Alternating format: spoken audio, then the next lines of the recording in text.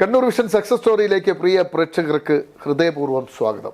Success story team ഇന്നുള്ളത് കിംസ് ഹോസ്പിറ്റലാണ്. Krishna institute of medical science, നമ്മുടെ ശ്രീചന്ദ് എന്നും അതിനെ പറയാം, കണ്ണൂരിലാണ്. അവിടെ അതിൻ്റെ കാർഡിയോളജി വിഭാഗം തലവൻ ഡോക്ടർ പി രവീന്ദ്രനെ തേടിയാണ് ഞങ്ങളെത്തുന്നത്. കാർഡിയോളജി എന്ന് പറയുമ്പോൾ ഹൃദയമാണ്. ഹൃദയം എന്ന് പറയുമ്പോൾ തന്നെ അതിനൊരു സുഖമുണ്ട്, ഒരു സൗന്ദര്യമുണ്ട്, ഒരു സ്നേഹമുണ്ട്.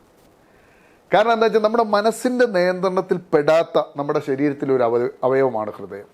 ബാക്കി എല്ലാ അവയവങ്ങളും നമ്മുടെ മനസ്സിൻ്റെ ഒരു നിയന്ത്രണത്തിലാണ്. നമ്മൾ പറയുമ്പോൾ ചലിക്കും, പറയുമ്പോൾ ഇരിക്കും, പറയുമ്പോൾ നിൽക്കും. ആ രീതിയിൽ കുറേ പണി നമുക്ക് മനസ്സുകൊണ്ട് നമ്മുടെ മറ്റ് അവയവങ്ങൾ ചെയ്യാൻ പറ്റും. പക്ഷേ ഈ അവയവത്തിന് ഒരു പ്രത്യേകതയുണ്ട്. അത് നമ്മുടെ നിയന്ത്രണത്തിനപ്പുറം അതിന് സ്വന്തമായി തന്നെ ഒരു സംവിധാനത്തിൽ നല്ല ആകെ 250-300 ഗ്രാം വരുന്ന ഒരവയവമാണ്. ഏറ്റവും സുരക്ഷിതമായി ശരീരത്തിൽ ഉറപ്പിച്ചിട്ടുള്ള 2 അവയവങ്ങളിൽ ഒന്നാണത്. ഒന്ന് തലച്ചോറാണ്, ഒന്ന് ഹൃദയമാണ്. ഈ ഹൃദയത്തിൻ്റെ ഒരു കൂട്ടുകാരൻ കഴിഞ്ഞ 2 പതിറ്റാണ്ട് കാലമായി ഇതിനെ പരിചരിച്ചും ഇതിനെ സംരക്ഷിച്ചും ഇതിൻ്റെ റിപ്പയറൊക്കെ നടത്തി മുന്നോട്ട് പോകുന്ന ഒരു വിഷഗ്വരൻ. 35 വർഷം അദ്ദേഹം ആതുര ശുശ്രൂഷ സേവന രംഗത്തുണ്ട്. പരിയാരം മെഡിക്കൽ കോളേജ്, അതുപോലെ തന്നെ ആസ്റ്റർ മിംസ്, അതുപോലെ തന്നെ നമ്മുടെ കൊയിലി ഹോസ്പിറ്റൽ, അതുപോലെ കിംസ് തുടങ്ങിയ നിരവധി ഹോസ്പിറ്റലുകളിൽ അദ്ദേഹത്തിൻ്റെ സേവനം നമുക്ക് ലഭിച്ചിട്ടുണ്ട്. അപ്പോൾ ഡോക്ടർ പി രവീന്ദ്രൻ എന്ന ഡോക്ടറുടെ ജീവിതത്തിലൂടെ ഒരു സഞ്ചാരമാണ്. അതോടൊപ്പം ഹൃദയം എന്ന അവയവത്തിൻ്റെ പ്രവർത്തനങ്ങളെക്കുറിച്ച് നമുക്കൊന്ന് സാധാരണ മനുഷ്യരിലേക്ക് അറിവ് പകരുക എന്ന് കൂടി സക്സസ് സ്റ്റോറി ഈ എപ്പിസോഡിൽ ലക്ഷ്യമിടുന്നു. പ്രേക്ഷകർക്കും ഒപ്പം പി രവീന്ദ്രനും സക്സസ് സ്റ്റോറിയിലേക്ക് സ്വാഗതം.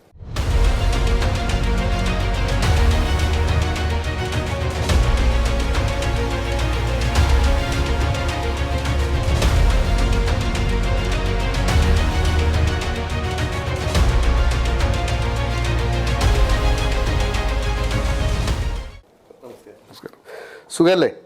ഈ കാർഡിയോളജിസ്റ്റ് എന്ന് പറയുമ്പോൾ സാധാരണക്കാരുടെ ഒരു ചിന്തയിൽ ഒരു ഹൃദയം എന്ന് പറയുമ്പോൾ മനുഷ്യന് പിടികിട്ടാത്ത ഒരു അവയവമാണ്. മറ്റ് ശരീരത്തിൻ്റെ പല അവയവങ്ങളും പുറത്താണ്. തലച്ചോറും ഹൃദയവും കിഡ്നിയാണ് നമുക്ക് പിടികിട്ടാത്ത ഉള്ളിലുള്ള 3 സാധനങ്ങൾ അല്ലേ? അതിനകത്താണ് താങ്കൾ കഴിഞ്ഞ 20 വർഷമായി അല്ലേ കാർഡിയോളജിയിൽ സ്പെഷ്യലൈസ് ചെയ്തിട്ട് 20 വർഷം കഴിയുന്നു.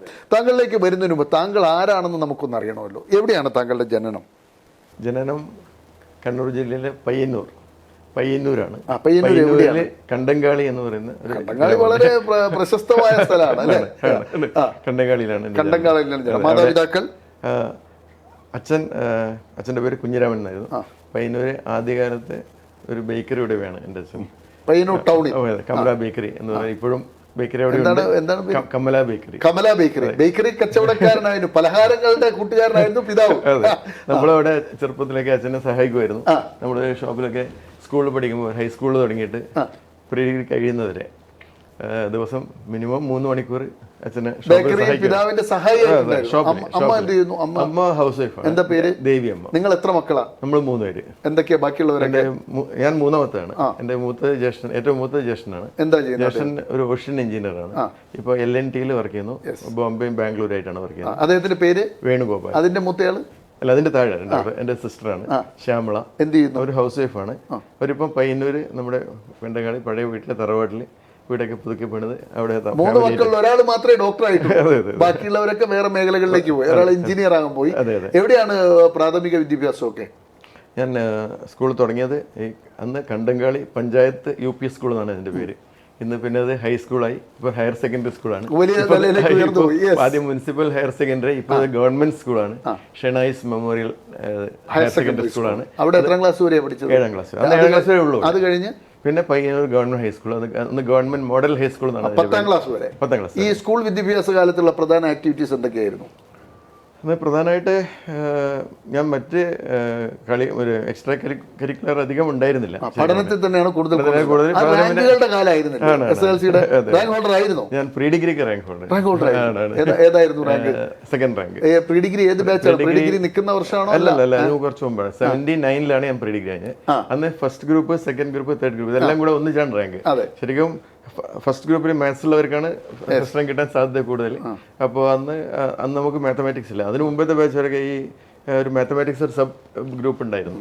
അപ്പോഴും മാർക്ക് വാങ്ങാൻ എളുപ്പമായിരുന്നു. അപ്പോൾ എന്നാലും സെക്കൻഡ് ഗ്രൂപ്പിൽ ശരിക്കും ഞാൻ തന്നെയാണ് ഫസ്റ്റ്. മറ്റേ ഫസ്റ്റ് ഗ്രൂപ്പ് മാത്സ് ഗ്രൂപ്പുള്ളവർക്കാണ് അയാൾ ഫസ്റ്റ്. Second Calicut university. അന്ന് കാലിക്കറ്റ് യൂണിവേഴ്സിറ്റി ഉള്ളൂ. അന്ന് 2 യൂണിവേഴ്സിറ്റി കേരള യൂണിവേഴ്സിറ്റി. അപ്പോൾ കാലിക്കറ്റ് യൂണിവേഴ്സിറ്റി സെക്കൻഡ് റാങ്കുകാരനായിരുന്നു. കാലിക്കറ്റ് യൂണിവേഴ്സിറ്റി എന്ന് പറഞ്ഞാൽ എത്ര ജില്ലയാണെന്ന് അല്ലേ? പാലക്കാട് വരെ കിടക്കുക. അപ്പൊ മിടുമിടുക്കനായിരുന്നു അന്ന്. എന്താണ് അച്ഛനോടൊപ്പം ഈ ബേക്കറിയിലെല്ലാം പോകുന്ന കാലഘട്ടത്തിൽ ഈ ബിസിനസ്സിനോട് ഒരു താല്പര്യം ഉണ്ടായിരുന്നില്ലേ? അല്ല, ഞാൻ ചെറിയ പ്രായം തൊട്ടേ ക്ലാസ്സിൽ ഫസ്റ്റ് ആയിരുന്നു. അന്ന് ക്ലാസ് ഫസ്റ്റ് ക്ലാസ് ലീഡറാണ്, അങ്ങനെയാണ്. അപ്പോൾ ക്ലാസ് ഫസ്റ്റ് ആയിരുന്നു. അപ്പോൾ എന്നെ അച്ഛൻ ബേക്കറിൽ നിൽക്കാൻ നിർബന്ധിച്ചിട്ടില്ല. ഹെൽപ്പ് ചെയ്യും. നമ്മളിപ്പോൾ അച്ഛൻ്റെ വിഷമം പറഞ്ഞുകൊണ്ട് അച്ഛൻ ഇപ്പോൾ അത്രയും ഹാർഡ് വർക്കിംഗ് ആണ്. അപ്പോൾ നമ്മൾ ആ ഒരു എങ്ങനെയായിരുന്നു അച്ഛൻ്റെയൊക്കെ അന്നത്തെ റൊട്ടീൻ?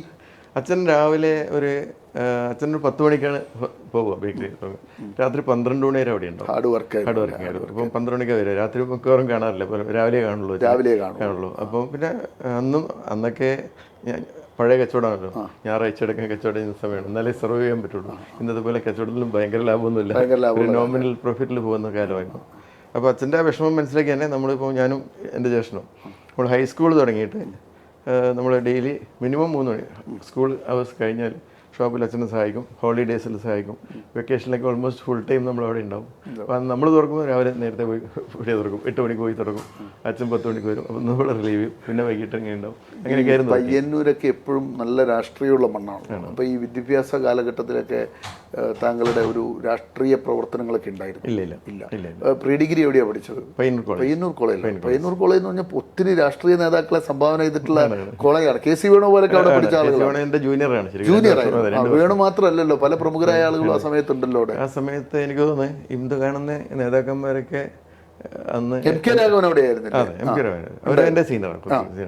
ഞാൻ പഠിക്കുമ്പോൾ കോളേജിലില്ല, കോളേജ് കഴിഞ്ഞില്ല. MK Raghavan senior, KC Venu ഇന്ന് ഇന്ത്യൻ നാഷണൽ കോൺഗ്രസിന്റെ ഏറ്റവും നമ്പർ 2 നേതാവാണ് ശരിക്കും.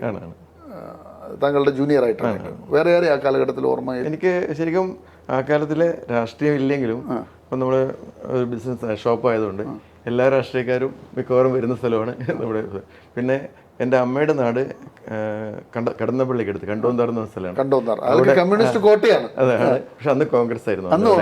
അന്ന് അവിടെ കടന്നപ്പള്ളി രാമചന്ദ്രൻ, KP നൂറുദ്ദീൻ സാഹിബ്, ഇവരൊക്കെ നമ്മൾ വളരെ നല്ല ഫാമിലി ഫ്രണ്ട്സ് ആയിരുന്നു. ഇപ്പോൾ കടന്നപ്പള്ളി സാർ ഇപ്പോഴും നമ്മൾ കാണാറുണ്ട്, എവിടെ കണ്ടാലും.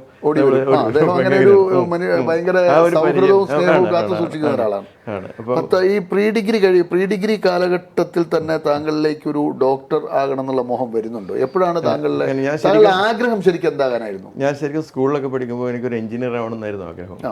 അപ്പോൾ 10ാം ക്ലാസ് അന്ന് 10ാം ക്ലാസ്സിന് ഡിസൈഡ് ചെയ്യണം പ്രീ ഡിഗ്രി പോകുമ്പോൾ ഏത് ഗ്രൂപ്പ് എടുക്കണം എന്നുള്ളത്. സയൻസ് എടുത്താലേ പറ്റുള്ളൂ. അപ്പോൾ അച്ഛൻ പറഞ്ഞു 10ാം ക്ലാസ് ആയപ്പോൾ ഈ ഡോക്ടർ അവൻ ഏത് ഗ്രൂപ്പ് എടുക്കേണ്ടത് എടുക്കണം എന്ന് പറഞ്ഞു. അപ്പൊ അച്ഛനാണ് താങ്കൾ ആകാൻ ആഗ്രഹിച്ച എഞ്ചിനീയർ ആണ്, അച്ഛന്റെ ആഗ്രഹമാണ് ഡോക്ടർ. എനിക്ക് ആഗ്രഹം ഇല്ലാണ്ടായില്ല, പക്ഷെ കൂടുതൽ ആഗ്രഹം എഞ്ചിനീയർ ആവണമായിരുന്നു. പക്ഷെ അച്ഛൻ പറഞ്ഞതുകൊണ്ട് പിന്നെ എനിക്ക് അതിനെ തള്ളിക്കളയേണ്ട ആവശ്യമില്ല. അങ്ങനെ അച്ഛനും മകനും തമ്മിൽ അങ്ങനെ ഒരു നല്ല ഇഷ്ടമാണ്. പക്ഷെ പഴയ കാലത്തൊക്കെ അച്ഛന്മാരും മക്കളും തമ്മിൽ ഒരു അത്ര ഒരു ഇഴയെടുപ്പ് ഉണ്ടായിരുന്നില്ല, ഒരു ഗൗരവവും. കുറച്ച് ഗൗരവമാണ്, പക്ഷെ ഭയങ്കര സ്നേഹമായിരുന്നു. എന്താണ് അച്ഛനെ കുറിച്ചുള്ള ഓർമ്മകളിൽ ഏറ്റവും ഇഷ്ടമുള്ള ഒരു ഓർമ്മ? അല്ല, അച്ഛൻ എന്ന് വെച്ചാല് ഒന്നാമത് നമ്മളിന്ന് ഇതുവരെ അടിച്ചിട്ടില്ല. അച്ഛൻ ഇതുവരെ അടിച്ചിട്ടില്ല. അപ്പൊ കുരുത്തക്കേടൊന്നും ഇല്ല കയ്യില്? ഇല്ല, ചെറിയൊരു കുരുത്തക്കേടൊക്കെ ഉണ്ടാവും, പക്ഷെ എന്നാലും അങ്ങനെ അടിക്കാറില്ല. അടിച്ചു വളർത്തിയതല്ല. പഠിക്കാൻ അങ്ങനെ വളരെ നമ്മൾ പ്രസ് ചെയ്യുന്ന ഇന്നത്തെ പോലെ നിർബന്ധിക്കാറൊന്നുമില്ല. നമ്മൾ പഠിക്കുന്നു, സ്കൂളിൽ പോകും. ഇന്നത്തെ പോലെ ഇരുന്ന് കൂടുതൽ വായിക്കാറൊന്നുമില്ല. സമയം കിട്ടുമ്പോൾ കളിക്കും. പേരന്റിങ് ഒരു വലിയ ചോദ്യചിഹ്നമായ ഒരു കാലഘട്ടമാണ്. മാതാപിതാക്കളും കുട്ടികളും സ്വന്തം മാതാവിനെ വരെ കുട്ടികൾ അടിച്ചു കൊല്ലുന്ന, കുത്തിക്കൊല്ലുന്ന ഒരു കാലഘട്ടത്തിൽ ജീവിക്കുകയാണ്. അപ്പൊ താങ്കളുടെ ഏറ്റവും മധുരമുള്ള ഒരു അനുഭവം പറയാൻ പറ്റും? ഏറ്റവും രസകരമായ പിതാവിനെ താങ്കളെ ചേർത്ത് നിർത്തിയ ഒരു അനുഭവം എന്തെങ്കിലും മനസ്സിൽ നിന്ന് വരുന്നുണ്ട്? എപ്പോഴും പിതാവിനെ കുറിച്ച് ഓർമ്മ വരുമ്പോൾ നമുക്ക് എല്ലാവർക്കും ഉണ്ടാവില്ല അങ്ങനെ ഒരു ഓർമ്മ. ശരിക്കും ചെറുപ്പത്തിലൊക്കെ അങ്ങനെയല്ല. അച്ഛൻ അത്രയും ഹാർഡ് വർക്ക് കൊണ്ട് നമുക്ക് അച്ഛനോട് ഭയങ്കര അഫെക്ഷൻ ആയിരുന്നു. അതുകൊണ്ട് തന്നെ നമുക്ക് എന്താ പറയുക, അച്ഛനെ എങ്ങനെയെങ്കിലും നമുക്ക് ആവുന്ന രീതിയിൽ ഹെൽപ്പ് ചെയ്യണം എന്നുള്ള മനസ്ഥിതിയായിരുന്നു. പക്ഷേ എനിക്ക് ഏറ്റവും ഓർമ്മ അച്ഛൻ കുറച്ച് നേരത്തെ 69 വയസ്സിൽ മരിച്ചതാണ്. അച്ഛന് ലിവർ ക്യാൻസർ ആയിരുന്നു. അച്ഛൻ മരിക്കുന്നതിന് ഒരു കുറച്ച് ദിവസം മുമ്പ് എന്നോട് പറഞ്ഞു, എനിക്ക് നിന്റെ കൂടെ നിന്നിട്ട് മതിയായിട്ടില്ല. അതൊരു വലിയ ഫീൽ ആയിരുന്നു. എനിക്കതിപ്പം മറക്കാൻ പറ്റില്ല. ആഗ്രഹം തീർന്നിട്ടില്ല മകന്റെ കൂടെ. അതെ. അങ്ങനെ ഇന്നത്തെ കാലത്ത് എത്ര അച്ഛന്മാർക്ക് പറയാൻ പറ്റും എന്നുള്ളത് വലിയ ചോദ്യമാണ്. കാരണം ന്യൂ ജനറേഷൻ മാതാപിതാക്കളോടുള്ള ബന്ധത്തിന്റെ ആഴം കുറഞ്ഞു വരുന്ന ഈ കാലഘട്ടത്തിൽ രവീന്ദ്രന്റെ പിതാവ് പറയാണ് മകന്റെ കൂടെ നിന്നിട്ട് മതിയായിട്ടില്ല എന്നത്. ഈ പ്രീ ഡിഗ്രിക്ക് ശേഷം പിന്നെ അടുത്ത സ്റ്റെപ്പ് എന്തായിരുന്നു? പിന്നെ അന്ന് നമ്മൾ പ്രീ ഡിഗ്രി മാർക്ക് വെച്ചിട്ടാണ് ഈ പ്രൊഫഷണൽ കോഴ്സിൽ അഡ്മിഷൻ. അപ്പോൾ ഞാൻ MBBS അപ്ലൈ ചെയ്തു. ഞാൻ അവിടെ ഫസ്റ്റ് എൻട്രി ആയിരുന്നു, ഫസ്റ്റ് നമ്പർ ഉണ്ടായിരുന്നു. അതെ, എനിക്ക് 96% മാർക്കാണ് സബ്ജക്ട്സിൽ. അന്ന് 96% ആർക്കും ഇല്ല. MBBS എൻട്രൻസ് എക്സാം അല്ല, എൻട്രൻസ് എക്സാം എൻട്രി നമ്മുടെ ആപ്ലിക്കേഷനിൽ കേരളത്തിൽ ഫസ്റ്റ് ആണ്. എന്നുവെച്ചാൽ അന്ന് 96% ആണ് എൻ്റെ മാർക്ക് പ്രീ ഡിഗ്രി സബ്ജക്ട്സിന്. അന്ന് 96% കിട്ടുക അത്രേ ഉള്ളൂ. കാരണം അന്ന് SSLC 40% വിജയശതമാനം അല്ലേ? താങ്കളൊക്കെയുള്ള കാലത്ത് ഇല്ല. അന്ന് റാങ്ക് നിലം പറഞ്ഞാൽ ഒരു 85% ഒക്കെയാണ് റാങ്കിന്റെ മാർക്ക്, ഫസ്റ്റ് റാങ്ക് SSLC. എനിക്ക് 79% ഉണ്ടായിരുന്നു. ഒരു ഒറ്റ ചെറിയ വ്യത്യാസം റാങ്കിൽ നിന്ന് റാങ്ക് നഷ്ടപ്പെട്ടു. അപ്പോൾ ഫസ്റ്റ് അലോട്ട്മെന്റ് തന്നെ കിട്ടി. First allotment. നമുക്ക് ഡോക്ടർ പി രവീന്ദ്രന്റെ മെഡിസിൻ കാലഘട്ടത്തിലേക്ക് ഒന്ന് കടക്കാം. നമുക്ക് അദ്ദേഹവുമായി വീണ്ടും തുടരാം. ഓക്കെ, പി രവീന്ദ്രൻ, അപ്പോൾ ഈ പ്രീ ഡിഗ്രി മെഡിസിന് എവിടെയാണ് ശരിക്കും അഡ്മിഷൻ കിട്ടിയത്? കോഴിക്കോട് മെഡിക്കൽ കോളേജിലാണ് അല്ലേ? മെഡിക്കൽ കോളേജിൽ കോഴിക്കോട് ചേരുന്നു, അവിടെ പഠനം തുടരും. ആ കാലഘട്ടത്തിൽ ആരൊക്കെയാണ് കൂടെ ഉണ്ടായിരുന്നത്? കൂടെ പഠിച്ച സ്റ്റുഡൻസ് നമ്മുടെ ശരിക്കും എൻ്റെ കോളേജിൽ തന്നെ നമ്മൾ 4 സ്റ്റുഡൻസ് ഉണ്ടായിരുന്നു പ്രീ ഡിഗ്രി കഴിഞ്ഞിട്ട്. 3 പേര് ഡിഗ്രി കഴിഞ്ഞിട്ടുണ്ടായിരുന്നു. 7 പേര് പയ്യന്നൂർ കോളേജിൽ നിന്ന് ആ വർഷം MBBS ചേർന്നു. പയ്യന്നൂർ കോളേജിൽ നിന്ന് 7 പേരുണ്ട്. ഈ പയ്യന്നൂർ കോളേജ് കാലഘട്ടത്തിലൊന്നും താങ്കൾക്ക് പൊളിറ്റിക്സ് ഉണ്ടായിരുന്നില്ല? പൊളിറ്റിക്സിൽ വേറെ എന്തെങ്കിലും കണക്ഷൻസ് ഉണ്ടായിരുന്നു താങ്കൾക്ക്? ഈ നൂറുദ്ദീനും MK രാഘവനും ഒക്കെയുള്ള സൗഹൃദത്തിനപ്പുറത്തേക്ക്? അതെ, പിന്നെ നിങ്ങളെ കോളേജിൽ പഠിച്ചത് ചോദിച്ചുകൊണ്ടാണ് അങ്ങനെ പറഞ്ഞത്. പിന്നെ നമ്മുടെ പഴയ കാസർഗോഡ് MP ഗോവിന്ദേട്ടൻ എൻ്റെ ഒരു വളരെ അടുത്ത ബന്ധമുള്ള ഒരാളാണ്, ഫാമിലി ഫ്രണ്ടാണ്. അപ്പം അങ്ങനെ വളരെ നന്നായിട്ട് നമ്മുടെ ഫാമിലിയായിട്ട് നല്ല സൗഹൃദമുള്ള ആളാണ്. കൂടാതെ ഇപ്പോഴത്തെ MLA മധുസൂദൻ എൻ്റെ സ്കൂൾ മേറ്റ് ആണ്. നിങ്ങൾ ഒരുമിച്ച് പയ്യന്നൂർ ഏരിയ സെക്രട്ടറി ഇപ്പോഴും നല്ല ഇപ്പോഴും നല്ലതായിട്ട് ബന്ധം നേതാവാണ്. പിന്നെ BJPയുടെ പഴയ PP കരുണാകരൻ മാഷും അച്ഛൻ്റെ ക്ലോസ് ഫ്രണ്ട്. കരുണാകരൻ മാഷിന്റെ ബ്രദറ് ഭാസ്കരൻ മാഷ്, അങ്ങേര് CPM ആണ്. ഇങ്ങേര് ഭാസ്കരൻ എന്നെ പഠിപ്പിച്ചാണ്, എന്റെ അച്ഛന്റെ ക്ലാസ്മേറ്റ് ആണ്, എന്നെ പഠിപ്പിച്ചാണ്. അപ്പൊ ഇവരൊക്കെ നമ്മുടെ നല്ല കരുണാകരന്റെ കഴുത്തിൽ എപ്പോഴും തോളത്തൊരു ബാഗ് ഇട്ട്, ഒരു തുണി ബാഗ് ഇട്ട് നടന്നു വരുന്നതിന്റെ ഓർമ്മയിലുണ്ട്. പിന്നെ പഴയ MLA നമ്മുടെ സുബ്രഹ്മണ്യ സുരേഷായി അച്ഛൻ്റെ വളരെ അടുത്തൊരു ആളാണ്. അപ്പോൾ പയ്യന്നൂരിലെ ആ പ്രദേശത്തെ എല്ലാ നേതാക്കളുമായിട്ട് നല്ല ആത്മബന്ധം ഉണ്ടായിരുന്നു അല്ലേ? അങ്ങനെ പ്രീ ഡിഗ്രി പഠനകാലം അങ്ങനെ വേറെ രാഷ്ട്രീയമൊന്നുമില്ല, പഠനം തന്നെയാണ് പ്രധാനം. റാങ്ക് ഹോൾഡറായി, സെക്കൻഡ് റാങ്കുകാരനായി. അതിനുശേഷം മെഡിസിൻ കോഴിക്കോട് മെഡിക്കൽ കോളേജ്. ഈ പയ്യന്നൂർ അന്നൊക്കെ ഒരു മെഡിക്കൽ സീറ്റ് എന്ന് പറഞ്ഞാൽ റെയർ ആണല്ലോ അല്ലേ? ശരിക്ക് സർക്കാർ അലോട്ട്മെന്റ് കിട്ടിയില്ലെങ്കിൽ താങ്കൾ മെഡിസിന് പോകാനുള്ള സാധ്യത ഉണ്ടായിരുന്നു? ഇല്ലല്ലോ, അന്നും വലിയ പൈസ ഇല്ല. പൈസയാണ് അന്ന് കേരളത്തിലില്ല, ബാംഗ്ലൂരൊക്കെയാണ്. കർണാടകയിലാണ് പഠിക്കാൻ പറ്റുള്ളൂ. അതില്ല, ആദ്യം തീരുമാനിച്ചാണ്. പൈസ കൊടുത്തിട്ട് പഠിക്കാൻ പോയില്ല തീരുമാനിച്ചാണ്. അതുകൊണ്ട് തന്നെ റാങ്ക് ലിസ്റ്റിൽ എത്രാമതായിരുന്നു? ഇവിടെ മെഡിക്കൽ കോളേജ് ഫസ്റ്റ് റാങ്ക്. അവിടെ മെഡിസിന് ചേരുമ്പോൾ ഈ പയ്യന്നൂർ പോലുള്ള ഒരു നാട്ടിൽ നിന്ന് ആകെ നിങ്ങൾ പറയുന്ന പയ്യന്നൂർ കോളേജ് തന്നെ 7 പേരുണ്ട്. അതൊരു നല്ല റിസൾട്ട് അല്ലേ? 4 പേര് പ്രീ ഡിഗ്രി. അന്ന് കുറെ സീറ്റ്സ് BSc ഹോൾഡേഴ്സിന് റിസർവ്ഡ് ആണ്. അപ്പം 3 പേര് പ്രീ ഡിഗ്രി കഴിഞ്ഞു. അങ്ങനെ നമ്മൾ ഡിഗ്രി കഴിഞ്ഞിട്ട് അങ്ങനെ നമ്മൾ 7 പേര് പയ്യന്നൂരുകാർ ഡോക്ടേഴ്സ് ഒരുമിച്ച് ഒരേ ബാച്ചിലുണ്ട്. ഒരേ ബാച്ചിൽ. എന്താണ് കോഴിക്കോട് മെഡിക്കൽ കോളേജിലെ ആ കാലഘട്ടത്തിലെ അനുഭവം? ഇന്നത്തെ ഇത്രയും ഹൈടെക് ആയിരുന്നില്ല. ഹൈടെക് ആയില്ലെങ്കിലും അന്ന് കേരളത്തിലെ ഏറ്റവും നല്ല 2 മെഡിക്കലുകൾ, ഒന്ന് ട്രിവാൻഡ്രവും കാലിക്കറ്റും, ഒരുപോലെ കോമ്പറ്റീറ്റീവ് ആയിരുന്നു. അന്നത്തെ നമ്മുടെ ടീച്ചേഴ്സൊക്കെ പ്രൊഫസേഴ്സൊക്കെ എല്ലാവരും കുറേ പേര് UK ട്രെയിൻഡ് ആണ്. എല്ലാവരും നമ്മളോട് സ്റ്റുഡൻസിനോട് നല്ല ബന്ധം പുലർത്തുന്ന ആൾക്കാരായിരുന്നു. അന്നൊക്കെ നമ്മൾ പഠിക്കുമ്പോൾ നമ്മുടെ ഫസ്റ്റ് ഡേ ഇൻ്റർവ്യൂ തന്നെ ഫസ്റ്റ് ഡേ അഡ്രസ്സ് ചെയ്യുമ്പോൾ നമ്മുടെ ഇൻട്രൊഡ്യൂസ് ചെയ്യുമ്പോൾ പറഞ്ഞത് you are no longer boys and girls, you are men and women. അതാണ്. അപ്പോൾ തന്നെ നമുക്കൊരു മെച്യൂരിറ്റി ഫീൽ. അതുപോലെ നമ്മുടെ ടീച്ചേഴ്സ് തന്നെ നമ്മളെ പേര് വിളിക്കില്ല, ഡോക്ടർ എന്നാണ് വിളിക്കുക. ഫസ്റ്റ് ഇയർ ജോയിൻ ചെയ്തിട്ട് നമ്മുടെ ഒരു അസുഖമായിട്ട് OPയിൽ കാണിക്കാൻ പോയില്ല, ഡോക്ടർ എന്ന് വിളിക്കും. അപ്പോൾ നമ്മൾ ആദ്യം നമ്പർ നോക്കും വേറെ ആരെങ്കിലും ഉണ്ടോ, അപ്പോൾ നമ്മളെയാണ് വിളിക്കുന്നത്. ആ ഒരു രീതിയിലായിരുന്നു. അതൊക്കെ ഒരു ആത്മവിശ്വാസം വർദ്ധിപ്പിക്കുന്ന ഒരു ടെക്നിക്കാണ് അല്ലേ ശരിക്കും? അല്ലേ, അതൊരു ഫസ്റ്റ് ഇയറിനെ തന്നെ അങ്ങോട്ട് ഡോക്ടറിന് അത് പ്രൊഫസർമാർ വിളിക്കുമ്പോൾ നമുക്ക് കിട്ടുന്ന ഒരു മാനസികമായിട്ട് ഒരു ഉത്തേജനം വലുതാണ്.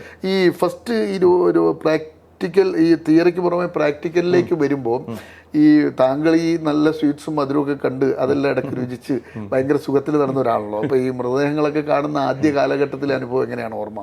ഒന്നുമില്ല, ഒരു വിഷമം തോന്നിയിട്ടില്ല. നമ്മൾ സാധാരണ ഇതിനൊക്കെ ഈ MBBS ഫസ്റ്റ് MBBS സ്റ്റഡി വെച്ചാൽ ആദ്യത്തെ 2 മണിക്കൂർ തിയറി ക്ലാസ്, അത് കഴിഞ്ഞിട്ട് 2 മണിക്കൂർ ഈ കടാവറുമായിട്ടുള്ള, അതാണ് കടാവർ എന്ന് പറയാ, കടാവർ. ഇപ്പൊ കടാവർ ട്രാൻസ്പ്ലാന്റ് എന്ന് കേട്ടില്ലേ? ഈ കടാവർ എന്നുള്ള ഈ ഡെഡ് ബോഡി നമ്മൾ ഈ പ്രോസസ് ചെയ്ത ഡെഡ് ബോഡിക്ക് അന്ന് കടാവർ എന്ന് പറയും. കടാവറിലാണ് നമ്മൾ ഡിസെക്ഷൻ പഠിക്കുക. അന്ന് ഡയറക്റ്റ് നമ്മൾ ഡിസെക്ഷൻ ചെയ്യണം. ഇപ്പം പലരും കാണിച്ചു കൊടുക്കായിരുന്നു. അന്ന് നമ്മൾ ഒരു ഡെഡ് ബോഡിക്ക് നമ്മൾ ഏകദേശം 10ഓളം സ്റ്റുഡൻസ് ഒരു ഡെഡ് ബോഡി ഷെയർ ചെയ്യും. അപ്പോൾ നമ്മൾ ആ ഉള്ള സ്റ്റുഡൻസിന്റെ പേരാണ് ബോഡി മേറ്റ്സ് എന്നാണ് പറയുക. ഒരു ബോഡി മേറ്റ്സ്, ബോഡി മേറ്റ്സ് നമ്മൾ 10 പേര് ബോഡി മേറ്റ്സ്. അപ്പോൾ നമ്മൾ ഒരു സൈഡിൽ കയ്യും കാലൊക്കെ ആകുമ്പോൾ 5 പേര് ഒരു സൈഡിൽ ഇത് ചെയ്യും, ഡിസെക്ട് ചെയ്യും, മറ്റേ 5 പേര് മറ്റേ സൈഡിൽ ഡിസെക്ട് ചെയ്യും. ഇത് നമ്മൾ എക്സാമിനടക്കം ഡിസെക്ഷൻ ചെയ്യണം. നമ്മൾ ഇപ്പം ഡിസെക്ഷൻ ചെയ്ത് വെച്ചത് ഐഡന്റിഫൈ കൊണ്ടു. പണ്ട് നമ്മൾ കൈ ഡിസെക്ട്, ഈ കൈ നമ്മൾ കയറി ഓരോ നെർവും ഇതൊക്കെ ഐഡന്റിഫൈ ചെയ്തിട്ട് കാണിച്ചു കൊടുക്കണം. ഇങ്ങനെയായിരുന്നു. അല്ല, അപ്പോൾ ഓരോ തവണയും കീറും ആ ബോഡി പിന്നെ മാറിക്കൊണ്ടിരിക്കും. നമ്മൾ ഓരോ പാർട്ടായിട്ട് അന്ന് കിട്ടുന്ന അത്രയും ബോഡി ഇന്ന് കിട്ടുന്നുണ്ടോ? ഇന്ന് കിട്ടുന്നില്ല. പിന്നെ സ്റ്റുഡൻസ് അല്ല, ഒന്ന് കോളേജസ് ഒരുപാട് കൂടി, സ്റ്റുഡൻസ് ഒരുപാട് കൂടി. അപ്പോൾ പ്രാക്ടിക്കലിന്റെ ഇതൊക്കെ സിസ്റ്റമൊക്കെ ഒന്ന് മാറി. വേറെ ടീച്ചേഴ്സൊക്കെ ഡിസെക്ട് ചെയ്തിട്ട് കാണിച്ചു കൊടുക്കുകയാണ് ഇപ്പം ചെയ്യുന്നത്. പണ്ട് ഇഷ്ടംപോലെ ബോഡി ആയിരുന്നു. മെഡിക്കൽ കോളേജുകൾക്ക് ഇഷ്ടംപോലെ ബോഡി കിട്ടുമായിരുന്നു. ഈ അൺനാച്ചുറൽ ഡെത്തും എല്ലാ അർത്ഥത്തിലും ബോഡികൾ കിട്ടുമായിരുന്നു. അങ്ങനെ ഈ 5 വർഷത്തെ MBBS പഠനം എങ്ങനെയാണ് ആ കാലഘട്ടത്തിലെ ഓർമ്മകൾ, മറ്റു ഓർമ്മകൾ, സൗഹൃദങ്ങൾ, ക്യാമ്പസ് ലൈഫ്? കാരണം കോഴിക്കോട് മെഡിക്കൽ കോളേജ് എന്ന് പറഞ്ഞു കഴിഞ്ഞാൽ അത്യാവശ്യം നല്ല റേഞ്ചുള്ള സ്റ്റുഡൻസ് ഉള്ളതും പ്രൊഫസർമാരുള്ള ക്യാമ്പസ് ആണല്ലോ. അന്ന് കുറേ പ്രൊഫസേഴ്സൊക്കെ ക്യാമ്പസിൽ തന്നെ താമസിക്കുമായിരുന്നു. അപ്പോൾ ക്യാമ്പസിലെ മറ്റ് ആക്ടിവിറ്റീസ് നമ്മളിപ്പോൾ ഈ അന്ന് ശാസ്ത്രാഹിത്യ പരിഷത്തുണ്ടായിരുന്നു. പിന്നെ അന്ന് പൊളിറ്റിക്സ് ഇല്ല. അന്ന് മെഡിക്കൽ കോളേജിൽ ഒരു യൂണിയനേ ഉള്ളൂ, മെഡിക്കോസ് യൂണിയൻ. ഒരു പൊളിറ്റിക്സും ഇല്ല. ഞാൻ MBBS കഴിയുന്നവരെയും അവിടെ മറ്റ് പൊളിറ്റിക്കൽ പാർട്ടീൻ്റെ ഒരു പ്രസൻസ് ഉണ്ടായിരുന്നില്ല. നമ്മളെല്ലാം ശാസ്ത്ര സാഹിത്യ പരിഷത്ത് കാലിക്കറ്റ് അന്നും അന്ന് ശാസ്ത്ര സാഹിത്യ പരിഷത്ത് ശരിക്കും പൊളിറ്റിസൈസ്ഡ് ആയിരുന്നില്ല, സെപ്പറേറ്റ് ബോഡിയായിരുന്നു. പിന്നെ കുറെ പിന്നെ അത് രാഷ്ട്രീയത്തിലേക്ക് കുറച്ച് ചായ്വ് വന്നത്. അന്ന് അത് ഉണ്ടായിരുന്നില്ല. അപ്പോൾ ഞാൻ ആ സമയത്ത് എനിക്ക് കുറേ അറിയുന്ന കുറേ പ്രൊഫസേഴ്സൊക്കെ ഉണ്ടായിരുന്നു. അവരൊക്കെ ഓരോ മീറ്റിങ്ങിന് വിളിക്കുമ്പോൾ നമ്മളൊക്കെ പോകുമായിരുന്നു. ഞാൻ പയ്യന്നൂർ കോളേജിൽ പഠിക്കുമ്പോൾ ഒരു ഓർമ്മ, അന്ന് സുവോളജിക്കൽ ക്ലബ് എന്ന് പറഞ്ഞിട്ട് ക്ലബ്ബാണ്, doctor professor John C Jacob തുടങ്ങിയതാണ്. അതാണ് പിന്നെ മോഡിഫൈ ചെയ്തിട്ട് സീക്ക് എന്നുള്ള അസോസിയേഷൻ മാറി, സൊസൈറ്റി ഫോർ എൻവയോൺമെന്റൽ എഡ്യൂക്കേഷൻ കെയർ. അതിപ്പോഴും ഉണ്ട്. പ്രൊഫസർ ജോൺ സി ജേക്കബ് ആ സമയത്ത് തന്നെ ഈ ഇന്ന് വരുന്ന ഈ കാലാവസ്ഥയിലെ വ്യതിയാനമൊക്കെ പ്രവചിച്ച ഒരാളാണ്. ആ കാലഘട്ടത്തിൽ ഈ ഡീഫോറസ്റ്റേഷൻ കൊണ്ട് ഇതൊക്കെ വരും, മഴയുണ്ടാവില്ല, മണ്ണൊലിപ്പ് വരും, നാട് നശിക്കുന്ന പറഞ്ഞ് അന്ന് ആരും അത് മൈൻഡ് ചെയ്തില്ല. അപ്പോൾ പിള്ളേരും കളിയാക്കിയിരുന്നു, അങ്ങനെ അറബിക്കടലിൽ മഴ പെയ്യുന്നില്ലേ എന്നൊക്കെ പറഞ്ഞിട്ട്. അതൊക്കെ ആ ഒരു കാലഘട്ടം. അങ്ങനെ ഉണ്ടാക്കിയ ആ സമയത്താണ് നമ്മൾ ഈ നേച്ചർ ക്ലബ്ബുകളോടൊക്കെ കുറച്ച് തോന്നിയത്. ശാസ്ത്രത്തെ പരിഷത്ത് ഇന്ന് ക്യാമ്പസിൽ പരിഷത്തൊന്നും ഇല്ലല്ലോ, പരിഷത്തൊക്കെ പൂർണ്ണമായിട്ടും ഇല്ലല്ലോ, എല്ലാം പോയില്ലേ. ആ കാലഘട്ടത്തിൽ കോളേജ് ക്യാമ്പസുകളിലും ഈ ശാസ്ത്ര സാഹിത്യ പരിഷത്തിന് ഭയങ്കര വേരോട്ടം ഉണ്ടായിരുന്നു. നമ്മൾ ഞായറാഴ്ചകളിലൊക്കെ അവിടെ കുറേ ഈ ഗാർഡൻ വൃത്തിയാക്കുക, ചെടികൾ, അതിനൊക്കെ പല പ്രൊഫസേഴ്സും നമ്മൾ കൂടെ നിൽക്കുക. അതൊരു കാലമാണ് ആ ക്യാമ്പസിൽ താമസിക്കുന്ന പ്രൊഫസർ. ഈ MBBS പഠനം പൂർത്തിയാക്കിയിട്ട് പിന്നെ ഈ കാർഡിയോളജിയിലേക്ക് മാറാനുള്ള ഫസ്റ്റ് പോസ്റ്റിംഗ് എവിടെയാണ് MBBS കഴിഞ്ഞിട്ട്? ഇല്ല, ഞാൻ MBBS കഴിഞ്ഞപ്പോൾ തന്നെ നമുക്ക് ഫൈനൽ ആകുമ്പോൾ അന്ന് PG എൻട്രൻസ് തുടങ്ങി. അതുവരെ PG എൻട്രൻസ് 3rd ബാച്ച് ആയിരുന്നു ഞാൻ. അതിന് മുമ്പേ PG ഡയറക്റ്റ് അഡ്മിഷൻ. അങ്ങനെ ചെയ്യും? അങ്ങനെയായിരുന്നു. ഞാൻ MBBS കഴിഞ്ഞ് 2 വർഷം മുമ്പാണ് PGക്ക് എൻട്രൻസ് വന്നത്. അപ്പോൾ നമ്മൾ ഫൈനൽ ഇയർ അല്ലാതെ അത് കഴിഞ്ഞ് 1 ഇയർ ബോണ്ടും പരിപാടിയും ഒന്നുമില്ല. ഇപ്പം 1 ഇയർ ബോണ്ട് ഉണ്ട്. കാരണം MBBS കഴിഞ്ഞാൽ 1 ഇയർ ബോണ്ട് കഴിഞ്ഞാലേ പിന്നെ PG കോഴ്സിലേക്ക് പോകാൻ പറ്റും. അന്ന് അതില്ല. അതാണ് ഞാൻ ഹൗസ് എൻസി കഴിയുമ്പോൾ നമുക്ക് ആ സമയത്ത് ലാസ്റ്റ് മന്തിലാണ് എൻട്രൻസ് എക്സാം ഒക്കെ തന്നത്. എനിക്ക് ഫസ്റ്റ് എൻട്രൻസ് തന്നെ PG സെലക്ഷൻ കിട്ടി. അത് MD general medicine. MD general മെഡിസിനാണ് കിട്ടിയത് ആദ്യം. അത് MD കഴിഞ്ഞാൽ കാർഡിയോളജി പോകാൻ പറ്റും. അന്ന് ശരിക്കും കാർഡിയോളജി പോകേണ്ട ആഗ്രഹമൊന്നും ഉണ്ടായില്ല. MD തന്നെ ഒന്ന് MBBS തന്നെ മലബാറിലെല്ലാം ഞാൻ പയ്യന്നൂർ പ്രാക്ടീസ് 4 പേരെ ഉണ്ടായിരുന്നു. അതെ, എന്തോ. അപ്പോൾ അങ്ങനെ നമ്മള് 85 ഡിസംബറിൽ ഹൗസ് സെൻസ് കഴിഞ്ഞ് 86 ഏപ്രിൽ PG തുടങ്ങി. ആ 3 months ഗ്യാപ്പ് ഫസ്റ്റ് ഇൻട്രസ്റ്റിന് കിട്ടിയതുകൊണ്ട് 89 ഞാൻ MD കഴിഞ്ഞു. MD കഴിഞ്ഞിട്ട് അപ്പോൾ അച്ഛൻ്റെ ഒരു ആഗ്രഹം ഞാൻ നാട്ടിൽ പ്രാക്ടീസ് ചെയ്യണമെന്നാണ്. എനിക്ക് പ്രത്യേകിച്ച് ആഗ്രഹം ഉണ്ടായില്ല, എവിടെ വേണം പ്രാക്ടീസ് ചെയ്യാം. അപ്പോൾ അച്ഛൻ പറഞ്ഞിട്ടാണ് നാട്ടിൽ പോയി അവിടെ പ്രാക്ടീസ് തുടങ്ങി. 5-6 വർഷത്തോളം ഞാൻ സ്വന്തം ഒരു ക്ലിനിക്ക് ഉണ്ട്. നമ്മുടെ തന്നെ ഒരു ബിൽഡിംഗ് ഉണ്ടായിരുന്നു അവിടെ. അച്ഛൻ്റെ ഒരു ബേക്കറി ആയിട്ട് അസോസിയേറ്റ് ഒരു ബിൽഡിംഗ് ഉണ്ടായിരുന്നു. അപ്പോൾ അത് അവിടെ ക്ലിനിക്ക് തുടങ്ങി. അടുത്ത 2 ഹോസ്പിറ്റലിൽ അഡ്മിറ്റ് ചെയ്യും. അന്ന് ശരിക്കും എനിക്ക് MD ചെയ്യുമ്പോൾ സ്പെഷ്യലൈസ് ചെയ്യാൻ എനിക്ക് അഥവാ DM പോകുന്നുണ്ടെങ്കിൽ താല്പര്യമുണ്ടായ 2 സബ്ജക്റ്റ്, ഒന്ന് ഹെമറ്റോളജിയും ഒന്ന് നെഫ്രോളജിയും ആയിരുന്നു. കാർഡിയോളജിസ്റ്റ് ആവണം എന്ന് എനിക്ക് ആഗ്രഹം ഉണ്ടായിരുന്നില്ല. അത് ഞാൻ പ്രാക്ടീസ് തുടങ്ങിയപ്പോൾ എനിക്ക് ഏറ്റവും കൂടുതൽ എമർജൻസി വരുന്നത് കാർഡിയക് എമർജൻസി. അന്ന് കാർഡിയോളജിസ്റ്റ് ഒന്നും ഇല്ല. അത് കാലിക്കറ്റിൽ മാത്രം 2-3 പേര് അത്രേ ഉള്ളൂ. അപ്പോൾ ഹാർട്ട് അറ്റാക്ക്, അതെ അത്രേ ഉള്ളൂ. അപ്പം ഒരുപാട് അന്നാണ് ഈ ത്രോംബോലിസിസ് എന്ന് പറയും, സ്ട്രെപ്റ്റോക്കൈനസ് അങ്ങനെ ഇഞ്ചക്ഷൻ ഹാർട്ട് അറ്റാക്കിന് കൊടുക്കുന്ന മരുന്ന് ആ ഒരു 1890 അന്നാണ്. ആ സമയത്താണ് അത് ഇൻട്രൊഡ്യൂസ് ചെയ്തത് കേരളത്തിലേക്ക്. അതുകൊണ്ട് അല്ല ഇഞ്ചക്ഷൻ ക്ലോട്ട് അലിയുന്ന ഇഞ്ചക്ഷൻ. അപ്പോൾ അത് ശരിക്കും ഞാൻ മാസം ഒരു 30 മുതൽ 50 വരെ ഹാർട്ട് അറ്റാക്ക് ട്രീറ്റ് ചെയ്തിട്ടുണ്ട് ആ സമയത്ത്. അപ്പോൾ എനിക്ക് മനസ്സിലായി ഏറ്റവും കൂടുതൽ ബേർഡൻ വരുന്നത് കാർഡിയോളജി എമർജൻസിയാണ്. അപ്പോൾ സ്ലോലി എങ്ങനെ കാർഡിയോളജിയിൽ ഇൻട്രസ്റ്റ് കൂടി വന്നു. അതൊക്കെ സൈഡ്. പിന്നെ എനിക്ക് എന്തായാലും ഒരു 5 വർഷം കഴിഞ്ഞപ്പോൾ തോന്നി എനിക്ക് എന്തായാലും ഒരു കാർഡിയോളജിസ്റ്റ് ആവണം തോന്നി. അങ്ങനെയാണ് ഏറ്റവും നല്ല പേഷ്യൻസും ഏറ്റവും നല്ല അല്ലേ. അതെ അതെ അതെ. അങ്ങനെ ഒരു 95 പെരിയാരം മെഡിക്കൽ കോളേജ് വന്നു തുടങ്ങി. അപ്പോൾ എനിക്കൊരു ബ്രേക്ക് എടുക്കും. ഞാൻ വളരെ ബിസി ആയിരുന്നു. MD കഴിഞ്ഞ് പ്രാക്ടീസ് ചെയ്യുമ്പോൾ ഓൾമോസ്റ്റ് 3-4 മണിക്കൂർ ഉറങ്ങാൻ പറ്റാറുള്ളൂ. രാവിലെ 8 മണിക്ക് വീട്ടിൽ നിന്ന് ഇറങ്ങിയാൽ ഉച്ചയ്ക്ക് ഒരു ½ hour ലഞ്ച് ബ്രേക്ക്. അത് കഴിഞ്ഞ് പിന്നെ 8 മണി വരെയൊക്കെ ഓപ്പി നടക്കും. പിന്നെ ഹോസ്പിറ്റൽ റൗണ്ട്സ് ഒക്കെ വീട്ടിലെത്തുമ്പോൾ 11-12 മണിയാവും. നൈറ്റ് കോൾസ് മടുത്തിട്ടാണ് പെരിയാർ മെഡിക്കൽ ജോയിൻ ചെയ്തത്. മെഡിസിനിൽ അസിസ്റ്റന്റ് പ്രൊഫസറായി ജോയിൻ ചെയ്തു. അപ്പോൾ എനിക്ക് പഠിക്കാൻ കുറച്ചുകൂടെ ഒരു സമയം കിട്ടി. അങ്ങനെയാണ് അവിടെ ഒരു 4-5 വർഷം വർക്ക് ചെയ്തു. ആ സമയത്ത് ഞാൻ കുറച്ച് DM എൻട്രൻസ് കിട്ടി. DM കിട്ടിയില്ല, കാരണം നമ്മൾ ലീവ് എടുത്തൊന്നും പഠിക്കാൻ പറ്റില്ല. വർക്ക് ചെയ്തുകൊണ്ടേ പഠിക്കാൻ പറ്റുള്ളൂ. അങ്ങനെ DNB എടുക്കാമെന്ന് വിചാരിച്ചു. അങ്ങനെയാണ് കോയമ്പത്തൂർ GKNM കുപ്പസ്വാമിനാട് ഹോസ്പിറ്റലിൽ അവിടെ ഫസ്റ്റ് കാൻഡിഡേറ്റ് ആണ് അവിടെ DNBയുടെ കാർഡിയോളജിയുടെ. ഞാൻ 2001 ജോയിൻ ചെയ്തു. 2004 വരെയൊക്കെ ഉണ്ടായിരുന്നു അവിടുത്തെ ഫസ്റ്റ് കാൻഡിഡേറ്റ്. അങ്ങനെ അത് കഴിഞ്ഞ് ഒരു 2005 ഇതൊക്കെ എക്സാമൊക്കെ ക്ലിയർ ആയിട്ട് പിന്നെ ഞാൻ നാട്ടിലേക്ക് വന്നു. പിന്നെ ഫസ്റ്റ് എവിടെയാണ് കാർഡിയോളജിസ്റ്റ് എടുക്കുന്നത്? ആദ്യം ഇവിടെ പരിയാരം ഇപ്പോഴത്തെ സഹകരണ ഹൃദയാലയ ഇപ്പോഴത്തെ പെരിയാർ മെഡിക്കൽ കോളേജ് 1.5 വർഷത്തോളം അവിടെ വർക്ക്. നമ്മുടെ അവിടെ സ്ഥാപിക്കുന്ന അതെ സ്ഥാപിച്ച് കഴിഞ്ഞ് തുടങ്ങിയിരുന്നു. ഞാൻ വരുന്നതിന് ഒരു വർഷം മുമ്പ് തുടങ്ങിയിരുന്നു അവിടെ. ഞാൻ ജോയിൻ ചെയ്തു. അന്ന് മലബാറിൽ നാരായണ ഹൃദയാലയം ഉള്ളൂ. അത് മാത്രമേ ഉള്ളൂ അല്ലേ? വേറൊരു സ്ഥലത്തും കാർഡിയോളജി ഇല്ല. കാലിക്കറ്റ് ഫാത്തിമ തുടങ്ങിയിരുന്നു. അല്ല ആരുമില്ല. അതെ അത്രേ ഉള്ളൂ. എങ്ങനെയാണ് അവിടുത്തെ ഒരു അനുഭവം? അവിടെ ശരിക്കും അന്ന് നമ്മൾ 3 പേരെ ഉണ്ടായത്. അന്നേരം ഒക്കെ പ്രതാപ് കുമാർ ഇല്ല. ഞാൻ പോയ ശേഷം അഷ്റഫ്, സുരേന്ദ്രനാഥ്, പ്രതാപ് കുമാർ. ഈ സുരേന്ദ്രനാഥാണല്ലോ ഈ ഇതിന്റെ ഒരു വലിയ പങ്ക് വഹിച്ചാണ്. Clinical perfusionist. അതെ. അയാള് ദേവി ഷെട്ടിയുടെ വർക്ക് ചെയ്തതാണ്. അപ്പോൾ ഇത് തുടങ്ങിയപ്പോൾ ഇങ്ങനെ മാനേജിംഗ് ഡയറക്ടർ പോസ്റ്റ് ചെയ്തു. പിന്നെ അപ്പം പ്രതാപ് കുമാർ ഞങ്ങളുടെ സക്സസ് സ്റ്റോറിയിൽ വന്നിട്ടില്ല. പ്രതാപ് കുമാർ ട്രിവാൻഡ്രത്താണ് ഇപ്പം മെഡിട്രീന ഗ്രൂപ്പ് ഹോസ്പിറ്റൽ. പിന്നെ ജോൺ കോഴിക്കോട് ബേബി. പിന്നെ ഞാൻ നമ്മളായിരുന്നു ആദ്യത്തെ ഒരു 2 വർഷം കാലഘട്ടത്തിൽ നമ്മൾ വിളിക്കാറുണ്ട്. അതെ. അതൊരു 2 വർഷത്തോളം നമ്മളായിരുന്നു. അത് കഴിഞ്ഞിട്ട് ഞാനൊരു 2006 കണ്ണൂർ കൊയിലി ഹോസ്പിറ്റലിൽ ഒരു കാത്ത് ലാബ് തുടങ്ങാം എന്നൊക്കെ പറഞ്ഞു. ഇതിനെ കണ്ണൂർ ട്രാവൽ ചെയ്യണ്ടല്ലോ, ഇങ്ങനെ ഇങ്ങോട്ട് വന്നു. ഒരു 2 വർഷത്തോളം വർക്ക് ചെയ്തു കൊയിലി. അവന് പിന്നെ അവർക്ക് കാത്ത് ലാബ് തുടങ്ങാനുള്ള ഒരു ധൈര്യം ഒന്നും ഉണ്ടായിരുന്നില്ല. ആ സമയത്താണ് അഞ്ചരക്കണ്ടി കണ്ണൂർ മെഡിക്കൽ അവിടുത്തെ dean doctor Venugopal PP Venugopal sir എന്നെ ഒന്ന് കണ്ടു. അപ്പോൾ നമ്മൾ അങ്ങോട്ട് ഇൻവൈറ്റ് ചെയ്തു. പിന്നെ അവസാനം കുറച്ച് സംശയിച്ചിട്ട് ഫൈനലി ഞാൻ അവിടെ ജോയിൻ ചെയ്തു. അവിടെ ഒരു കാത്ത് ലാബ് തുടങ്ങി. ഒരു 5 വർഷത്തിലധികം ഞാൻ അവിടെ വർക്ക് ചെയ്തു. നന്നായി നല്ല 2 വർഷം ഇവിടെ 5 വർഷം. ഈ പരിയാരം മെഡിക്കൽ കോളേജിലൊക്കെ ഉള്ള സമയത്ത് നമുക്ക് ആ കാലഘട്ടത്തിൽ ഇവിടെ ഈ കാർഡിയാക് സംവിധാനം ഇല്ലാത്ത കാലഘട്ടമാണ്. അന്നൊക്കെ എങ്ങനെയാണ് പേഷ്യൻസിന്റെ വരവും എങ്ങനെയൊക്കെയായിരുന്നു അതിൻ്റെ ഒരു സ്വഭാവം? അന്ന് ഇന്നത്തെ അത്രയും നമ്പേഴ്സ് ഇല്ല. അന്ന് വേറെ ഇൻഷുറൻസ് ഒന്നുമില്ല. അന്നെല്ലാം പെയ്ഡാണ്. പക്ഷെ ചാർജസ് കുറവായിരുന്നു അവിടെ.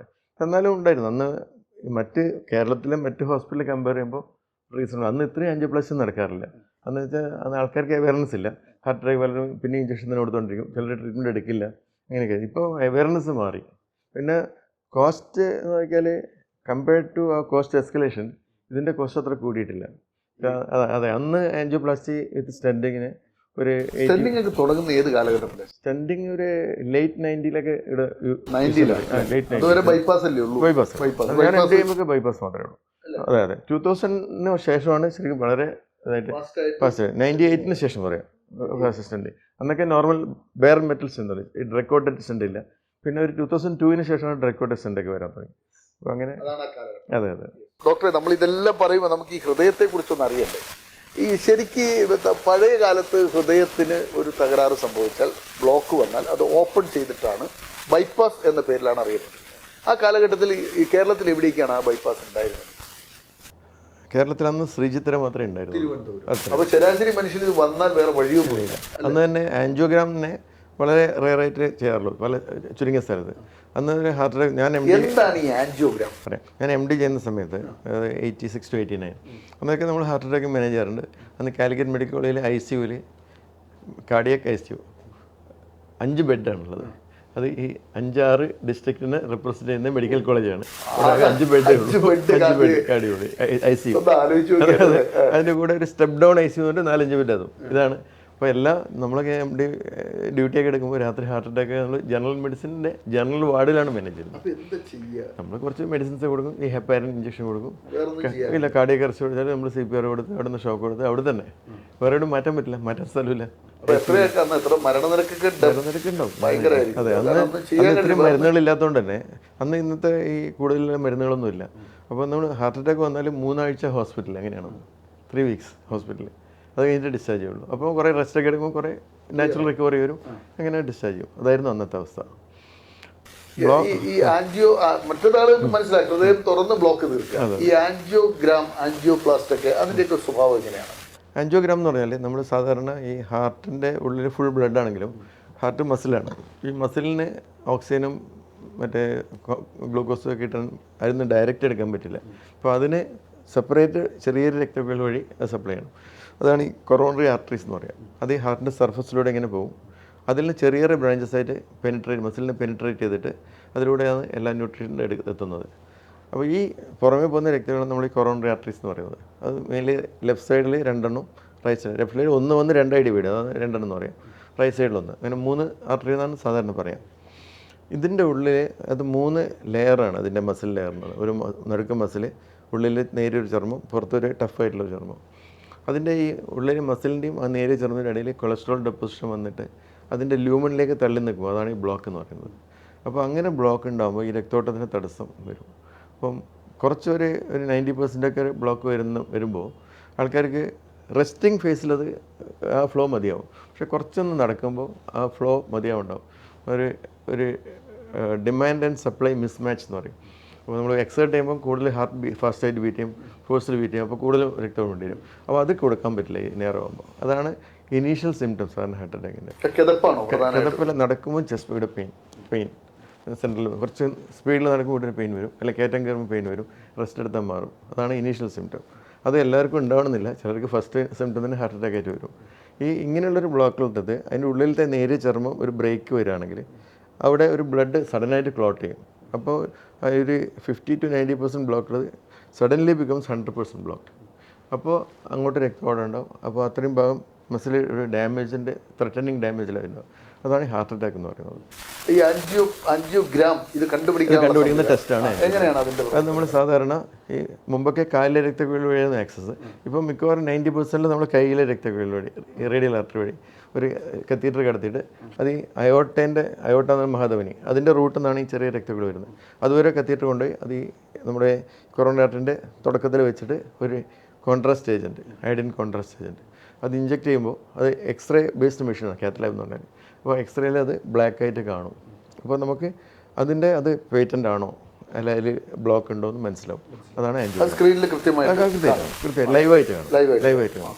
എന്നിട്ട് ബ്ലോക്ക് ഒരു പ്രത്യേക 70%-ലധികം ബ്ലോക്ക് അല്ലെങ്കിൽ 100% ബ്ലോക്കൊക്കെ ഉണ്ടെങ്കിൽ 100% ബ്ലോക്ക് ഹാർട്ട് അറ്റാക്ക് വന്നാൽ നമ്മൾ അപ്പോൾ തന്നെ അത് ചെയ്യണം പറയുക. അപ്പോൾ തന്നെ പ്ലസ് ചെയ്യും. ഇപ്പോൾ 100% ബ്ലോക്ക് ആയത് പെട്ടെന്ന് ഹാർട്ട് അറ്റാക്ക് വന്നിട്ട് 100% ക്ലോട്ട് വന്നതിലെ ബ്ലോക്ക് അപ്പോൾ തന്നെ മാറ്റിയില്ലെങ്കിൽ അതിന് ശേഷമുള്ള അത്രയും മസിൽ ഫുൾ ഡാമേജ് ആയി പോകും.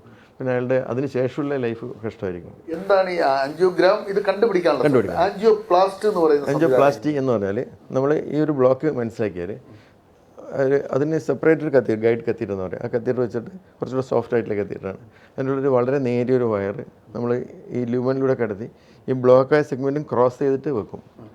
അതിൻ്റെ മേലൂടെ ഈ വയറിൻ്റെ മേലൂടെ ത്രെഡ് ചെയ്യുന്ന ഒരു ബലൂൺ ഉണ്ട്.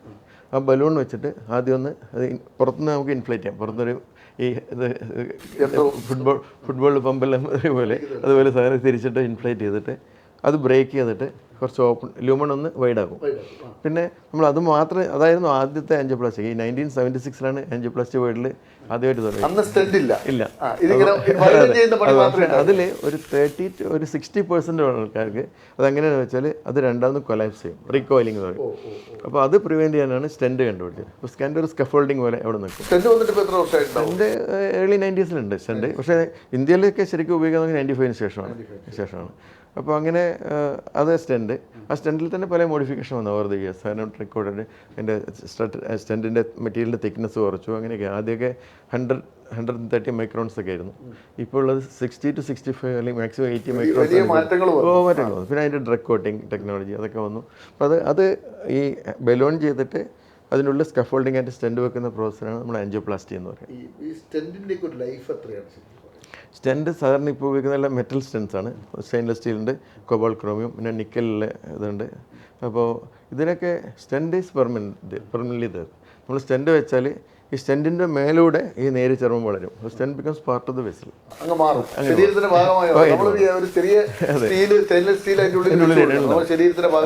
പിന്നെ ഒരു ബയോ അബ്സോർബിൾ സ്റ്റെൻസ് ഉണ്ട്. പക്ഷെ അത് ഒരു ലിമിറ്റഡ് റോൾ മാത്രമേ ഉള്ളൂ. അതിന് വളരെ എക്സ്റ്റൻസീവ് എല്ലാ ലീഷൻസും ഉപയോഗിക്കാൻ പറ്റില്ല. വളരെ പ്രോക്സിമൽ ലീഷൻ അത് കുറച്ച് തിക്നെസ് കൂടുതലാണ്. അതധികം ബെൻഡ് ചെയ്യാനൊന്നും പറ്റില്ല. അങ്ങനെ ചില ലീഷൻസിൽ അത് ഉപയോഗിക്കാം. ഒരു 2-3 ഇയേഴ്സ് കൊണ്ട് അത് ഫുള്ളായിട്ട് അബ്സോർബ് ചെയ്തു. അത് ആ ഒരു സ്റ്റെൻറ്റ് അവൈലബിൾ ആണ്. ഈ ശരാശരി ആളുകളിലൊക്കെ കുറേ സ്റ്റെൻറ്റുകൾ ഇടുന്ന മനുഷ്യന്മാരൊക്കെയാണ്. ഒരു ശരാശരി മനുഷ്യന് ഒരു ബ്ലോക്ക് എത്ര ബ്ലോക്ക് വരെ ഉണ്ടാകാറുണ്ട്? സാധാരണ ഒരു 3 രക്തക്കുഴലാണെങ്കിലും അതിന് ബ്രാഞ്ചസ് ഉണ്ട്. അത് ലോങ് ഏറ്റവും കൂടുതൽ സ്റ്റെൻറ്റ് ഇട്ട് എത്രയാണ്? ഞാനൊരു 5 ഈ 5 ഇട്ട ആൾ എത്ര കാലം വരെ പോകും? കുഴപ്പമൊന്നുമില്ല.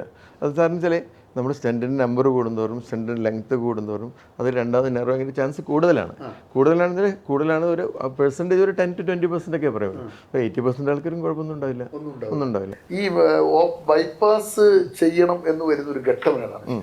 സ്റ്റെൻറ്റ് പറ്റൂല, ഇയാൾക്ക് ബൈപ്പാസ് ചെയ്യണം എന്ന് പറയുന്ന ഒരു ഘട്ടം ഏതാണ്? ഒന്ന് വളരെ നീളത്തിലും പിന്നെ ഉള്ളിൽ കാൽഷ്യം അടിഞ്ഞിട്ടുള്ള കാൽസിഫിക് ബ്ലോക്ക് എന്ന് പറയും. അങ്ങനെയൊക്കെ ഉണ്ടെങ്കിൽ അല്ലെങ്കിൽ ടോട്ടൽ ബ്ലോക്കായിട്ട് ആ ബ്ലോക്ക്ഡ് സെഗ്മെൻറ്റ് ഒരു വളരെ ലോങ് ആണ്. അപ്പോൾ നമുക്ക് ആൻജിയോപ്ലാസ്റ്റിയിൽ അത് ക്രോസ് ചെയ്യാൻ പറ്റില്ല എന്നുള്ള ഘട്ടത്തിലാണ് നമ്മൾ ബൈപ്പാസ് ചെയ്യുക. മുമ്പൊക്കെ കുറേ ഇൻഡിക്കേഷൻ എന്ന് പറഞ്ഞാൽ ഈ ലെഫ്റ്റ് മെയിൻ ഡിസീസ് അതിൽ മെയിൻ 2 ഡിവൈഡ് ചെയ്യുന്ന പോയിന്റിലുള്ള ബ്ലോക്കൊക്കെ സർജറി എന്നായിരുന്നു. അതും ഇപ്പം മാറി. അതിലും ഇപ്പോൾ ആൻജിയോപ്ലാസ്റ്റി ചെയ്യാൻ സക്സസ്ഫുൾ ആയി. ആൻജിയോപ്ലാസ്റ്റിൻ്റെയും ബൈപ്പാസിൻ്റെയും റിസൾട്ട്സ് ഓൾമോസ്റ്റ് സെയിം ആണ് അതിൽ. അപ്പോൾ അതുകൊണ്ട് അതിലും പക്ഷേ വളരെ കാൽസിഫിക്കാണ്, വളരെ long lesion, long missing segment total block. അതിലൊക്കെ ബൈപ്പാസാണ് ഇതിനേക്കാളും നല്ലത്. ബൈപ്പാസാണ് കൂടുതൽ നല്ലത്, ഗുണം ചെയ്യുക. അപ്പോൾ നമ്മൾ പറയും എന്നാലും ചില ആൾക്കാർ ബൈപ്പാസ് വേണ്ടെന്ന് പറയും. അപ്പോൾ നമ്മൾ ചിലതിൽ അറ്റംപ്റ്റ് ചെയ്താൽ നമ്മളൊരു 70 to 80% ഒക്കെ സക്സസ് ആവും. ഇപ്പം കൂടുതലും നടക്കുന്നത് ആൻജിയോപ്ലാസ്റ്റി തന്നെയാണ്. ഈ ബൈപ്പാസ് എത്ര ശതമാനം കുറഞ്ഞിട്ടുണ്ട് ഈ സംവിധാനം?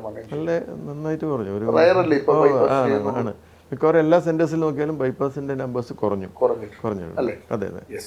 ഡോക്ടറെ, ഈ രോഗികളെ പരിശോധിക്കലും ഹൃദയത്തിന്റെ പരിചരണം മാത്രമേ ഉള്ളൂ? സംഘടനാ രംഗത്ത് ഏതെങ്കിലുമൊക്കെ രംഗങ്ങൾ പ്രവർത്തിച്ചിട്ടുണ്ടോ? ഏതൊക്കെ താങ്കളുടെ ഡോക്ടർമാരുടെ സംഘടനയോ അങ്ങനെ ഏതെങ്കിലുമൊക്കെ മേഖലകളിൽ? ഞാൻ പയ്യന്നൂർ വർക്ക് ചെയ്യുമ്പോൾ, അതായത് പോസ്റ്റ് എം ഡി കഴിഞ്ഞ് വർക്ക് ചെയ്യുമ്പോൾ ഞാൻ പയ്യന്നൂർ IMAയുടെ ഇന്ത്യൻ അസോസിയേഷൻ്റെ സെക്രട്ടറി ആയിരുന്നു, പ്രസിഡൻ്റായിരുന്നു. പിന്നെ പയ്യന്നൂർ റോട്ടറി ക്ലബ്ബ് 90 തൊട്ട് റോട്ടറി ക്ലബ്ബ് മെമ്പറാണ്. ഇന്നും ഞാൻ റോട്ടറി 35 വർഷമായിട്ട് ഞാൻ റൊട്ടേറിയനാണ്. ഞാൻ റോട്ടറി പ്രസിഡൻറ്റും ആയിരുന്നു പയ്യന്നൂർ. പിന്നെ നമ്മളിപ്പോൾ കാർഡിയോളജിസ്റ്റ് ആയ പിന്നെ നമ്മുടെ കാർഡിയോളജിക്കൽ സൊസൈറ്റി ഓഫ് ഇന്ത്യയുടെ കേരള ചാപ്റ്റർ എക്സിക്യൂട്ടീവ് മെമ്പർ ആയിരുന്നു ആദ്യം. കഴിഞ്ഞ 2-1.5 വർഷമായിട്ട് ഞാൻ അതിൻ്റെ ട്രഷറാണ്. കേരള ചാപ്റ്ററിന്റെ ട്രഷറാണ്. അതിനകത്ത് കാർഡിയോളജിസ്റ്റുകളാണ് അംഗങ്ങളാണ്. എത്ര പേരുണ്ട് മൊത്തം? ഒരു 100-ലധികം ആൾക്കാരുണ്ട്. ഓക്കെ. പിന്നെ നമ്മൾ ഇവിടെ കണ്ണൂർ കാർഡിയോളജിക്കൽ ക്ലബ് ഉണ്ട്. അതിൻ്റെ പ്രസിഡൻ്റാണ് കഴിഞ്ഞ 2 വർഷമായിട്ട്. അപ്പോൾ ഇതാണ്. പിന്നെ പല മറ്റുള്ള ഉപസംഘടനകളുണ്ട്. ICCK, പിന്നെ Indian academy of echocardiography, അങ്ങനെ കുറേ. അതിലൊക്കെ പലതിലും എക്സിക്യൂട്ടീവ് മെമ്പറാണ്. അപ്പോൾ സംഘടനാ രംഗത്തുണ്ട്. മെഡിക്കൽ ഫീൽഡാണ്. റോട്ടറി മാത്രമേ അതിന് പുറത്തുള്ളൂ. അതെ, അത്രേ ഉള്ളൂ. വേറെ സംഘടന വേറൊന്നുമില്ല. നമുക്ക് ഇദ്ദേഹം കൊറോണറി ആൻജിയോപ്ലാസ്റ്റിയെ കുറിച്ച് പറഞ്ഞു. അത് താങ്കൾ ഹൃദയവുമായി ബന്ധപ്പെട്ടു. ഇനി വേറെ എവിടേക്ക് ബ്ലോക്ക് വരാൻ സാധ്യത? കാരണം സാധാരണക്കാരുടെ മനസ്സിൽ ഒരു സാധാരണ മനുഷ്യന് ഈ നിങ്ങൾ അത്രയും ഈ കാര്യങ്ങൾ പഠിക്കാത്ത ഒരാൾക്കൊരു ഹാർട്ട് അറ്റാക്ക് എന്ന് പറഞ്ഞാൽ ഹൃദയത്തിൽ വരുന്ന ഒരു പരിപാടി മാത്രം. അതിനപ്പുറത്തേക്ക് ഈ സാധനം എവിടെയൊക്കെ വരും, അത് എവിടെയൊക്കെ ഹൃദയത്തെ ബാധിക്കും? രക്തക്കുഴലിലെ എല്ലാ ഭാഗങ്ങളും ബ്ലോക്ക് വരാം. അത് തലച്ചോറിലേക്കുള്ള ബ്ലോക്ക് വരുമ്പോഴാണ് സ്ട്രോക്ക് വരുന്നത്. അത് സാധാരണ ന്യൂറോളജിസ്റ്റും അല്ലെങ്കിൽ ഇൻ്റർവെൻഷണൽ റേഡിയോളജിസ്റ്റാണ് ട്രീറ്റ് ചെയ്യുന്നത്. നമ്മൾ അധികം ട്രീറ്റ് ചെയ്യാറില്ല. പിന്നെ ഉള്ളത് ഈ കാലിലേക്കുള്ള രക്തക്കുഴലാണ് ഏറ്റവും കൂടുതലായിട്ട് വരുന്ന രണ്ടാമത്തെ ഒരു സ്ഥലം. അത് എവിടത്തേക്കാണ് ബാധിക്കുക? അത് സാറിന് ഈ കാലിൽ തന്നെയാണോ അത് ബാധിക്കുക? അല്ല. അത് സാറിന് ഈ ഡയബറ്റീസ് ഉള്ളവർക്കൊക്കെ കാല് വിരലിൽ വണ്ണം വന്ന് ഉണങ്ങാത്ത അവസ്ഥ, ബ്ലാക്ക് കളറായി കാല് മുറിക്കേണ്ട അവസ്ഥയൊക്കെ വരുന്നത് അതൊക്കെ ഈ രക്തക്കുഴൽ ബ്ലോക്ക് കൊണ്ടാണ്. അപ്പോൾ അങ്ങനെയുള്ളതിൽ നമ്മൾ അതിന് ആൻജിയോഗ്രാം ചെയ്യാൻ പറ്റും. കാലിലേക്കുള്ള ആൻജിയോഗ്രാം ചെയ്തിട്ട് ബ്ലോക്ക് നിർണ്ണയിച്ച് അത് നീക്കാൻ പറ്റുന്ന ബ്ലോക്ക് ആണെങ്കിൽ നമ്മൾ ആൻജിയോപ്ലാസ്റ്റി നീക്കാം. കാലിന് രക്തക്കുഴലിന് വരുന്ന ബ്ലോക്ക് കൊണ്ട് ഹൃദയം ഡാമേജ് ആവും? ഇല്ല. ഏത് ഭാഗം ഡാമേജ് ആകുക? അത് കാല് ചിലപ്പോൾ കാല് മുറിക്കേണ്ട അവസ്ഥ വരും. അത് ഒഴിവാക്കാനായിട്ട് ആൻജിയോപ്ലാസ്റ്റി ചെയ്യാം. അതായത് ഉണങ്ങാത്ത ആ സർജറി, ആ സംവിധാനത്തിന് എന്താ പറയുക? Peripheral angioplasty. അത് ശരീരത്തിന്റെ കാലുമായി ബന്ധപ്പെട്ടിട്ടാണോ വേറെ ഏതൊക്കെ അവയവങ്ങളെ കണക്ട്? കാല് വരാം, കയ്യിൽ വരാം, പിന്നെ ഈ അയോർട്ടയിൽ തന്നെ കുറച്ചുകൂടെ മേലോട്ട്. അപ്പോൾ അതും കാലിനാണ് അഫക്റ്റ് ചെയ്യാം. പിന്നെ കിഡ്നിയിലേക്ക് രക്തോട്ടം തകരാറായാലും നമ്മൾ റീനൽ ആൻജിയോപ്ലാസ്റ്റി. ഇവിടെയൊക്കെ സ്റ്റെന്റ് ഇടാൻ പറ്റും. ശരീരത്തിന്റെ ഏത് ഭാഗത്ത് സ്റ്റെന്റ് ഇടാം? മിക്കവാറും സ്ഥലങ്ങളിലുണ്ടാവും. പിന്നെ കുടലിലേക്കുള്ള രക്തം ഈ നമ്മളെ സിലിയാക് ആർട്ടറി, മറ്റേ മിസൻട്രിക് ആർട്ടറി എന്നൊക്കെ പറഞ്ഞിട്ടുണ്ട്. അവിടെയൊക്കെ സ്റ്റെന്റ് ഇടാം വേണ്ടി വന്നാൽ, ബ്ലോക്ക് വന്നാൽ. പിന്നെ ഹൃദയത്തിൽ മാത്രമല്ല ഈ സ്റ്റെന്റ്, ശരീരത്തിന്റെ ഏത് ഭാഗത്തൂടെ? ഈ ഷോൾഡറിനൊക്കെ പെയിൻ വന്നാൽ ഷോൾഡറിനല്ല, ഹൃദയത്തിന്റെ വേദന ഷോൾഡറിന് വരെ ബാധിക്കും. അത്രേ ഉള്ളൂ. ലക്ഷണങ്ങൾ എന്തൊക്കെയായി? അത് സാധാരണ വരുന്നത് ഈ സെൻട്രൽ ചെസ്റ്റ് പെയിൻ എന്നാണ് നമ്മൾ പറയാം. ഈ നെഞ്ചിന്റെ മധ്യഭാഗത്ത് ഈ മാറലിന്റെ ഉള്ളിലായിട്ട് വരുന്നത്, പുറമെ ഇടതു ഭാഗത്ത് വേദന വന്നാലേ നോക്കണ്ടുള്ളൂ, വലതു ഭാഗത്ത് വന്നാൽ നോക്കണ്ട. അങ്ങനെയല്ല, ഏറ്റവും കൂടുതൽ വരുന്നത് സെൻട്രലാണ്. ഈ മാറലിന്റെ ഉള്ളിലായിട്ട് സ്റ്റേണത്തിന്റെ ഉള്ളിൽ നിന്ന് ഒരു വിങ്ങൽ പോലെ വേദന, ഒരു ഹെവിനെസ്, അങ്ങനെ ബേണിംഗ് പോലെ. അത് സ്ലോലി ലെഫ്റ്റ് ഷോൾഡർ സ്പ്രെഡ് ചെയ്യാം, ലെഫ്റ്റ് ആം ഈ വിരൽ വരെ സ്പ്രെഡ് ചെയ്യാം. അതേ ഏരിയ റൈറ്റ് സൈഡിലേക്ക് സ്പ്രെഡ് ചെയ്യാം, എവിടെയും വരാം. അല്ലെങ്കിൽ കഴുത്തിന്റെ 2 സൈഡിലേക്ക്. ചിലർക്ക് താടി ഇവിടെ മാത്രം വേദന വരും, നടക്കുമ്പോൾ ഇവിടെ മാത്രം വേദന. നടക്കുമ്പോൾ ഇല്ല, ഒരു എക്സസൈസ് ചെയ്യുമ്പോൾ പെട്ടെന്ന് ഇവിടെ മാത്രം വേദന. അങ്ങനെയൊക്കെ ആൾക്കാർ വരാറുണ്ട്. ഇതെല്ലാം ശരീരത്തിന്റെ പല ഭാഗത്തും വേദന വരാം. അതായത് നമ്മുടെ ഒരു വയറിന്റെ മധ്യഭാഗത്ത് മേലോട്ട്, ചെവിയുടെ ഇത് താഴെയായിട്ട് ഇടതുഭാഗത്ത് മാത്രം. അല്ല, ഇടതുഭാഗത്ത് അത്രയും കോമൺ അല്ല ശരിക്കും പറഞ്ഞാൽ. ഈ പേസ് മേക്കറിന്റെ പരിപാടിയൊക്കെ എന്താണ് ശരിക്കും? ഇപ്പൊ നമ്മള് ആദ്യകാലത്ത് നമുക്കുണ്ടായിരുന്നത് ബൈപ്പാസ്, രണ്ടാമത് നമുക്കിപ്പോൾ ആൻജിയോഗ്രാം എന്നും ആൻജിയോപ്ലാസ്റ്റി വന്നു. പിന്നെ ഈ പറഞ്ഞ പോലെ ശരീരത്തിന്റെ ഏത് ഭാഗത്തും സ്റ്റെന്റ് ഇടാൻ മാത്രം നമ്മൾ വികസിച്ചു. ഇനി ഈ പേസ് മേക്കർ ഏത് കാലഘട്ടത്തിൽ വരുന്നു, അതിന്റെ സ്വഭാവം എന്താ? പേസ് മേക്കർ ശരിക്കും ഇതിനൊക്കെ മുമ്പ് ഏകദേശം ഒരു ഏർലി 50 to 60 ആ സമയത്തേ ഉണ്ട്. ബൈപ്പാസിന്റെ കാലഘട്ടം. അത് ഹാർട്ട് ഇടിപ്പ് കുറയുന്ന അവസ്ഥക്കാണ്. നമ്മൾ ഹാർട്ടിൽ ഈ ഇലക്ട്രിക്കൽ കണ്ടക്ഷൻ ഉണ്ട് ബീറ്റിന്റെ, അതിൽ വരുന്ന ചില ബ്ലോക്കുകളുണ്ട്. അത് നമ്മൾ ഏട്രിയോ വെൻട്രിക്കുലർ നോഡ് എന്നൊക്കെ പറയും, അതിന്റെ ബ്ലോക്ക്. അല്ലെങ്കിൽ നമ്മൾ ബീറ്റ് ഉണ്ടാവുന്ന സ്ഥലം ഈ സൈനസ് നോഡ്, അതിന്റെ ഡിസ്ഫങ്ഷൻ. അതിലൊക്കെ ഹാർട്ട് ബീറ്റ് ഒരു നോർമൽ അധികം കുറഞ്ഞ ആൾക്കാർ പെട്ടെന്ന് ഫെയിൻറ്റ് ചെയ്ത് വീഴുക. അപ്പോൾ അങ്ങനെയൊക്കെയുള്ള അവസ്ഥയിലാണ് പേസ് മേക്കർ വെക്കുന്നത്. അത് പെർമനന്റ് പേസ് മേക്കർ. അതായത് നമ്മുടെ ഇവിടെ ഈ സാധാരണ ഷോൾഡറിന്റെ അടിയിൽ ഇവിടെ ഒരു ഇൻസെർഷൻ ഇട്ട് അവിടെ വെച്ച് അവിടുന്ന് 2 ലീഡ് ഈ വെയിൻ വഴി ഹാർട്ടിൻ്റെ ഉള്ളിലേക്ക് കൊണ്ടുപോയി അതുമായിട്ട് കണക്ട് ചെയ്ത് ബാറ്ററി ബേസ്ഡ് ആണ്. അപ്പോൾ അത് ബാറ്ററിയൊക്കെ യന്ത്ര സംവിധാനങ്ങളൊക്കെ ഫെയിലിയർ ആകാനുള്ള സാധ്യതയുണ്ടോ? ഇല്ല, പേസ് മേക്കർക്ക് ഇപ്പോഴൊക്കെ എല്ലാം ഇതാണ്, അതിന് ലൈഫ് ഉണ്ട്. അതിൻ്റെ ഉള്ള ബാറ്ററി പൾസ് ജനറേറ്റർ എന്ന് പറയും. അതിന് ലൈഫ് ഒരു 12 to 14 years ഒക്കെ ലൈഫ് ഉണ്ടാവും. അത് ഇയർലി നമ്മൾ ചെക്ക് ചെയ്യും. ഒരു ലാസ്റ്റ് ഒരു 6 months അതിൻ്റെ ബാറ്ററി ലൈഫ് ഉള്ളൂ എന്നുള്ള സമയത്ത് അത് റീപ്ലേസ് ചെയ്യാൻ പറ്റും. ലീഡ് വേണ്ട, ഇത് മാത്രം റീപ്ലേസ് ചെയ്യാൻ പറ്റും. ഈ ഹൃദയ വാൾവുമായി ബന്ധപ്പെട്ടിട്ടുള്ള കുറെ നമ്മളെ എനിക്ക് തോന്നുന്നത് ശ്രീജിത്തിലാണ് ആദ്യമായിട്ടുള്ള അല്ലെ ഹൃദയ വാൾവ് കൃത്രിമമായിട്ട് ഉണ്ടാക്കിയത്. വല്ലിത്താന്റെ കാലത്ത് അവിടെ എന്താണ് അതിനെ കുറിച്ചുള്ള താങ്കളുടെ ഒരു ഇഷ്ടം? വാൽവ് ചില സമയത്ത് വാൽവ് ഡിസ്ഫങ്ഷൻ, അതായത് വാൽവ് വളരെ ചുരുങ്ങി പോവുക, വളരെ ലീക്കായി വരിക, വാൽവ് ശരിക്കും ക്ലോസ് ചെയ്യേണ്ടത് ക്ലോസ് ചെയ്യാതിരിക്കുക, അല്ലെങ്കിൽ ക്ലോസ് ചെയ്ത അവസ്ഥയിൽ തന്നെ തുറക്കാതിരിക്കുക, അത് രണ്ടുമാണ് വാൽവ് ഡിസ്ഫങ്ഷൻ. അപ്പോൾ അതിൻ്റെ സമയത്ത് മിക്കവാറും ചില വാൽവൊക്കെ നമുക്ക് ബലൂൺ വഴി ചികിത്സിക്കാറുണ്ട് പണ്ടൊക്കെ. പക്ഷേ നിറയെ കാൽസ്യമൊക്കെയാണ് നമുക്ക് ബലൂൺ വഴി മാറ്റാൻ പറ്റാത്തൊക്കെ വാൽവ് മാറ്റി വെക്കേണ്ടി വരും. മാറ്റി വെക്കുന്ന മുമ്പൊക്കെ സർജറി, ഓപ്പൺ സർജറി വഴിയാണ് മിക്കവാറും എല്ലാ വാൽവ് സർജറി ചെയ്ത്. ഇന്ന് പല വാൽവ് ഡിസീസും നമുക്ക് ട്രാൻസ്കത്തീർ കീ ഹോളായിട്ട് ചെയ്യാൻ പറ്റും. നമ്മളിവിടെ തന്നെ 2-3 കേസ് ചെയ്തിട്ടുണ്ട്. അയോർട്ടിക് വാൽവ് റീപ്ലേസ്മെൻ്റ് ഒരു പേഷ്യന് മൈട്രൽ വാൽവ് മുമ്പ് സർജറി ചെയ്ത് ഈ ടിഷ്യൂ വാൽവ് വെച്ചാണെങ്കിൽ അത് ഡിസ്ഫങ്ഷൻ വരുമ്പോൾ അത് നമുക്ക് അതിനുള്ളിലൂടെ വേറൊരു വാൽവ് നമ്മൾ ഈ വെയിനിലൂടെ കിടത്തിയിട്ട് ആധുനികമായ സംവിധാനങ്ങളാണ്. കേരളത്തിൽ പലയിടത്തും നല്ല നമ്പേഴ്സ് ചെയ്യുന്ന സ്ഥലങ്ങളുണ്ട് ഈ വാൽവ്.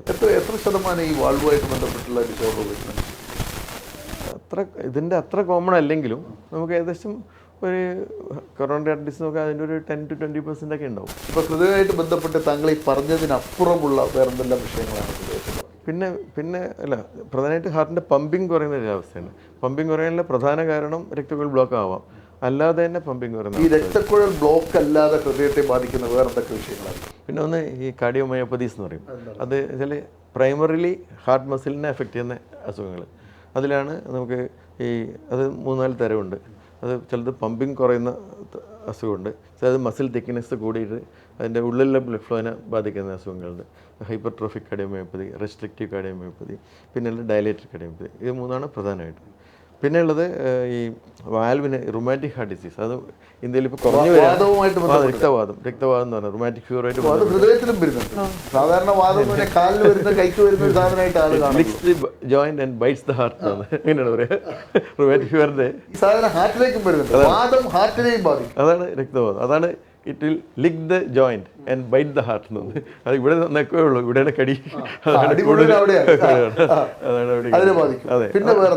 പിന്നെ ഉള്ളത് ഈ പ്രായം കൊണ്ട് വരുന്ന വാലിൻ്റെ അസുഖങ്ങളുണ്ട്. അതായത് ഈ ആർട്ടിക് വാലൊക്കെ കാൽസ്യം ഏജിങ് കൊണ്ടുള്ള അസുഖങ്ങളുണ്ട്.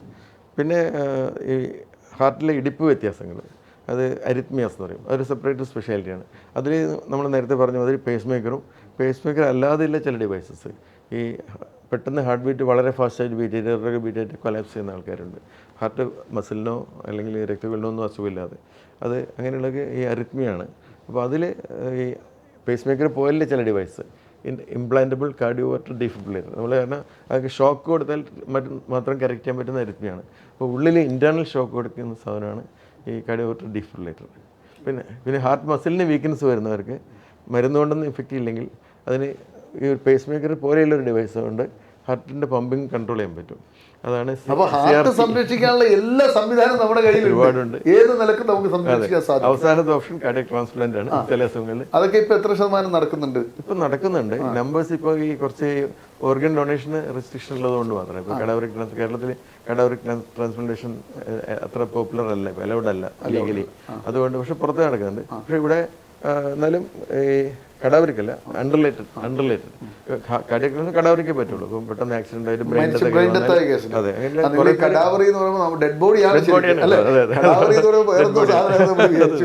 ഡെഡ് ബോഡിയാണ്.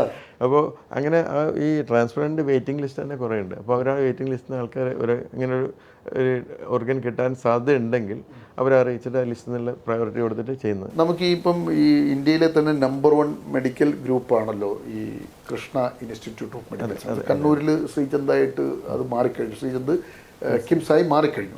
ഇവിടെ കാർഡിയോളജിയായിട്ട് ബന്ധപ്പെട്ട് എന്തെല്ലാം സംവിധാനങ്ങളാണ് നിലവിലുണ്ട്? ഇവിടെ നമുക്കിപ്പോൾ ഈ ആൻജിയോപ്ലാസ്റ്റിക്കിൻ്റെ സപ്പോർട്ടിൽ എല്ലാ സംവിധാനവും. ഇപ്പം നമ്മൾ പ്രൈമറി ആൻജിയോപ്ലാസ്റ്റി എന്ന് പറയും, ഹാർട്ട് അറ്റാക്ക് വന്നത്.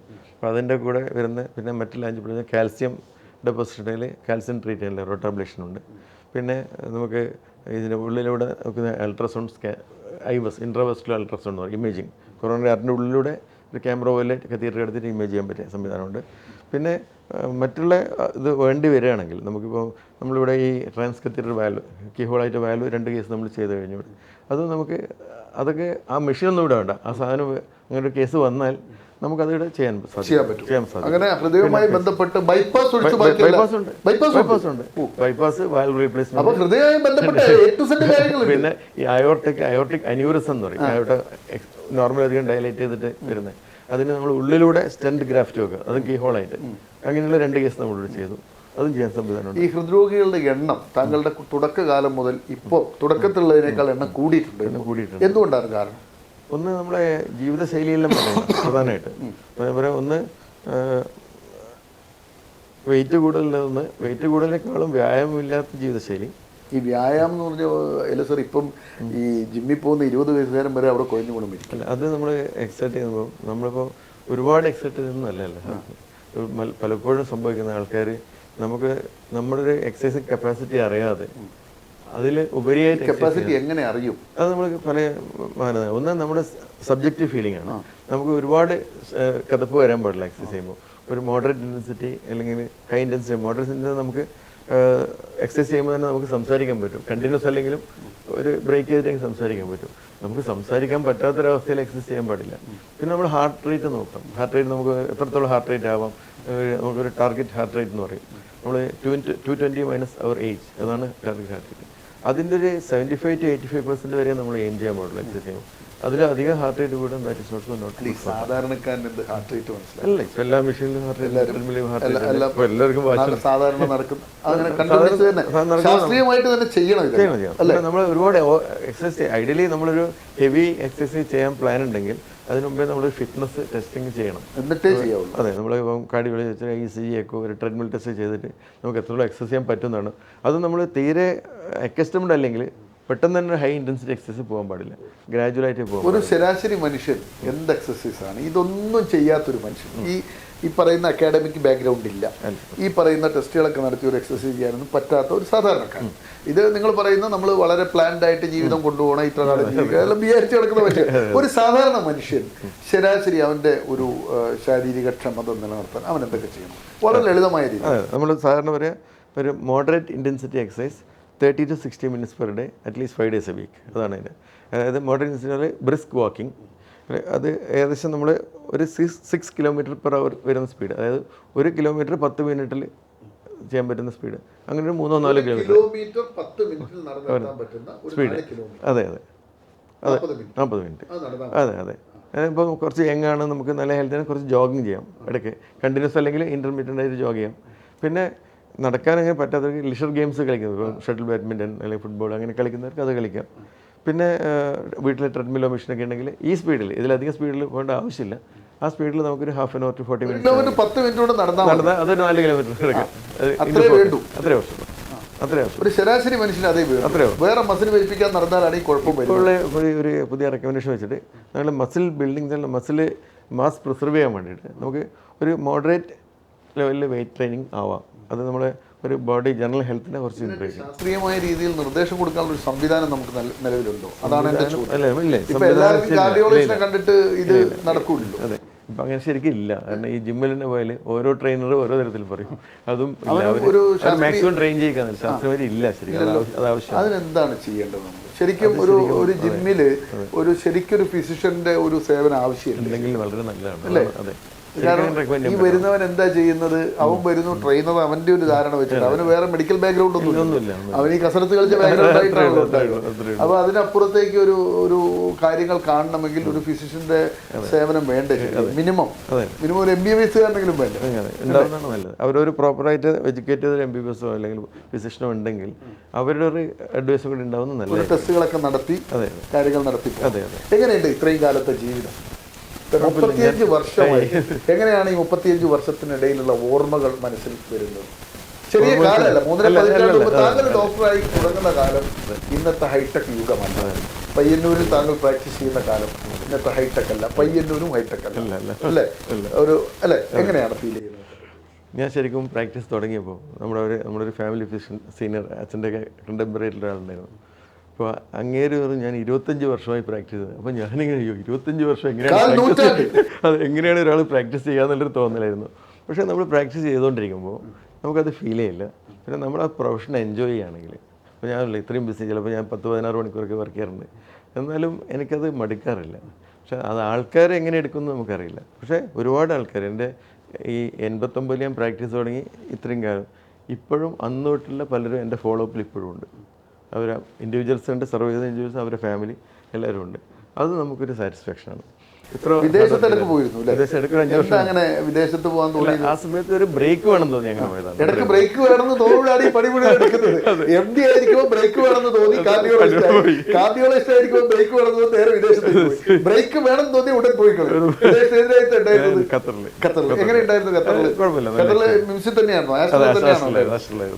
എന്താ ദുബായ് നോക്കാൻ? ഖത്തർ ദുബായ് ഇങ്ങനെ പ്രത്യേക സ്ഥലം താല്പര്യം. ഒന്ന് ആ സമയത്ത് ഒരു ബ്രേക്ക് വേണം തോന്നിയാണ്. അന്നേരം ഖത്തറിൽ നിന്ന് ഒരു ഓഫർ വന്നു. അത് കുഴപ്പമില്ലെന്ന് തോന്നി. അവിടെ എല്ലാം സെറ്റായപ്പോഴാണ് എനിക്ക് അബുദാബിയിൽ നിന്ന് വേറൊരു ഓഫർ വന്നിരുന്നു. അപ്പം പിന്നെ അത് മാറ്റേണ്ട വെച്ചാൽ ലൈസൻസിങ് എല്ലാം ആയി അങ്ങനെ പോയി. അങ്ങനെ ഞാൻ 1 വർഷം 2 വർഷം നിന്നിട്ട് വരാമെന്ന് ചോദിച്ചു പോയത്. 5 വർഷം സാധ്യതയില്ല. ഇല്ല ഇല്ല ഇല്ല ഇല്ല. ഇനിയിപ്പോൾ എന്താ വെച്ചാൽ അത് പ്രായം ഒത്തിരിയായി. ഇനിയിപ്പോൾ അതൊരു മാറ്റം അല്ല, പ്രായം തോന്നിയിട്ടില്ല. പ്രായമല്ല, 120 എത്തി നിൽക്കുമെന്നാണ് പറയുന്നത്. പുതിയ ലോകാരോഗ്യ സംഘടനയുടെ കണക്കനുസരിച്ച് ആയുർദൈർഘ്യം 120 എത്തും. ഇല്ല, ഇനിയിപ്പോൾ എന്തായാലും നാട്ടിൽ തന്നെ എങ്ങനെയാണ്. ഇനി താങ്കൾ കുടുംബത്തെ കുറിച്ച് ചോദിക്കണ്ടേ? അച്ഛൻ, അമ്മ, സഹോദരങ്ങളൊക്കെ ചോദിച്ചു, എന്നെ കുറിച്ച് ചോദിക്കാത്തത് എന്ന് ആള് ചോദിക്കാനോ അല്ലേ? ആരാണ് ജീവിത പങ്കാളി? അനിത. എവിടെയാണ് അനിത? ശരിക്കും കണ്ണൂരാണ് ബേസിക്കലി. അവര് അനിതയുടെ അച്ഛൻ കാസർഗോഡ് ഫസ്റ്റ് കളക്ടറായിരുന്നു. First collector. അപ്പോൾ അങ്ങയുടെ ബേസ് കോട്ടിക്കുളം എന്ന് പറഞ്ഞ സ്ഥലമാണ്. കോട്ടിക്കുളം അവിടെയാണ്. വയനാട് കോട്ടിക്കുളം ഈ ഉദുമ അവിടെയാണ്. കാട്ടിക്കുളം. അതെ അതെ. അപ്പോൾ അതെ. പക്ഷെ അങ്ങനെ കണ്ണൂർ കൂടുതൽ വർക്ക് ചെയ്തിട്ടുണ്ട് അതിന് മുമ്പേ. ഇവിടെ കണ്ണൂർ ഇവിടെ അറേഞ്ച് മാരേജ്. അപ്പോൾ അങ്ങനെ കണ്ണൂരാണ് ഒരു വീട്. അപ്പം പിന്നെ മക്കള്, വൈഫ് ഹൗസ് വൈഫാണ്. ഹാപ്പിലി മാരീഡ്, 3 വർഷമായി. മകള്, മൂത്ത മകള് ലക്ഷ്മി. അവള് ബിടെക് കഴിഞ്ഞിട്ട് അവളെ താല്പര്യത്തിനനുസരിച്ച് US ഇവിടെ ന്യൂയോർക്ക് യൂണിവേഴ്സിറ്റിയിൽ MS ചെയ്യാൻ പോകണമെന്ന് പറഞ്ഞു. അവിടെ പോയി. അവിടെ നിന്ന് അത് ചെയ്തു. അപ്പോൾ അവിടെ സെറ്റിൽഡാണ്. ഒരു 2011 പോയതാണ്. 13 ഇത് കഴിഞ്ഞു. അപ്പോൾ അത്രയും വർഷമായിട്ട് അവിടെ വർക്ക് ചെയ്യാണ്. മാരീഡാണ്. അവിടെ ഹസ്ബൻഡ് അവിടെ തന്നെയാണ്. ഇപ്പം പുള്ളിയുടെ പേര് അതുൽ. പുള്ളി ശരിക്കും അവരവിടെ സെറ്റിൽ ചെയ്തൊരു ഫാമിലിയാണ്, ഇന്ത്യൻ ഫാമിലി. ബാംഗ്ലൂരാണ് അവർ. പിന്നെ ഒരു മോള് ഒരു മകനും. മകൻ പേര് കിരൺ. അവൻ MBBS കഴിഞ്ഞു. PG preparation. PGൻ്റെ MBBS ചെയ്തത് മാംഗ്ലൂരാണ്, AJ institute of medical science. അതാണ്. മകള് ഈ പറഞ്ഞതുപോലെ നിങ്ങളുടെ മക്കളില് 3 പേരിൽ ഒരാൾ എഞ്ചിനീയർ അല്ലേ? അതുപോലെ നിങ്ങളുടെ മക്കളിൽ ഒരാൾ എഞ്ചിനീയർ, ഒരാൾ ഡോക്ടർ. എങ്ങനെയുണ്ട് ജീവിതം? എങ്ങനെ നോക്കിക്കാണും? ഒന്നുമില്ല, സന്തോഷമാണ്. പുതിയ കാലത്തെ കുറിച്ച് എന്ത് തോന്നുന്നു എന്ന് പറഞ്ഞു കഴിഞ്ഞാൽ? ഞാൻ താങ്കളോട് പറഞ്ഞല്ലോ, അത്ര സുഖമുള്ള ഒരു കാലമല്ല. വല്ലാതെ മയക്കുമരുന്നും രോഗമൊക്കെ വല്ലാതെ മാറുന്നു. താങ്കൾ വളരെ സോഫ്റ്റായ ഒരു കാലഘട്ടത്തിൽ ഹാർഡായ ഒരു കാലത്തേക്ക് വരുന്നു എന്നൊരു സംശയം. സൗകര്യങ്ങൾ കൂടിയപ്പോൾ. അപ്പോൾ 35 വർഷത്തെ ഒരു ആതുര ശുശ്രൂഷ രംഗത്തുള്ള താങ്കൾക്ക് എങ്ങനെ ഫീൽ ചെയ്യുന്നു ലോകത്തെക്കുറിച്ചുള്ള ചിന്തകൾ?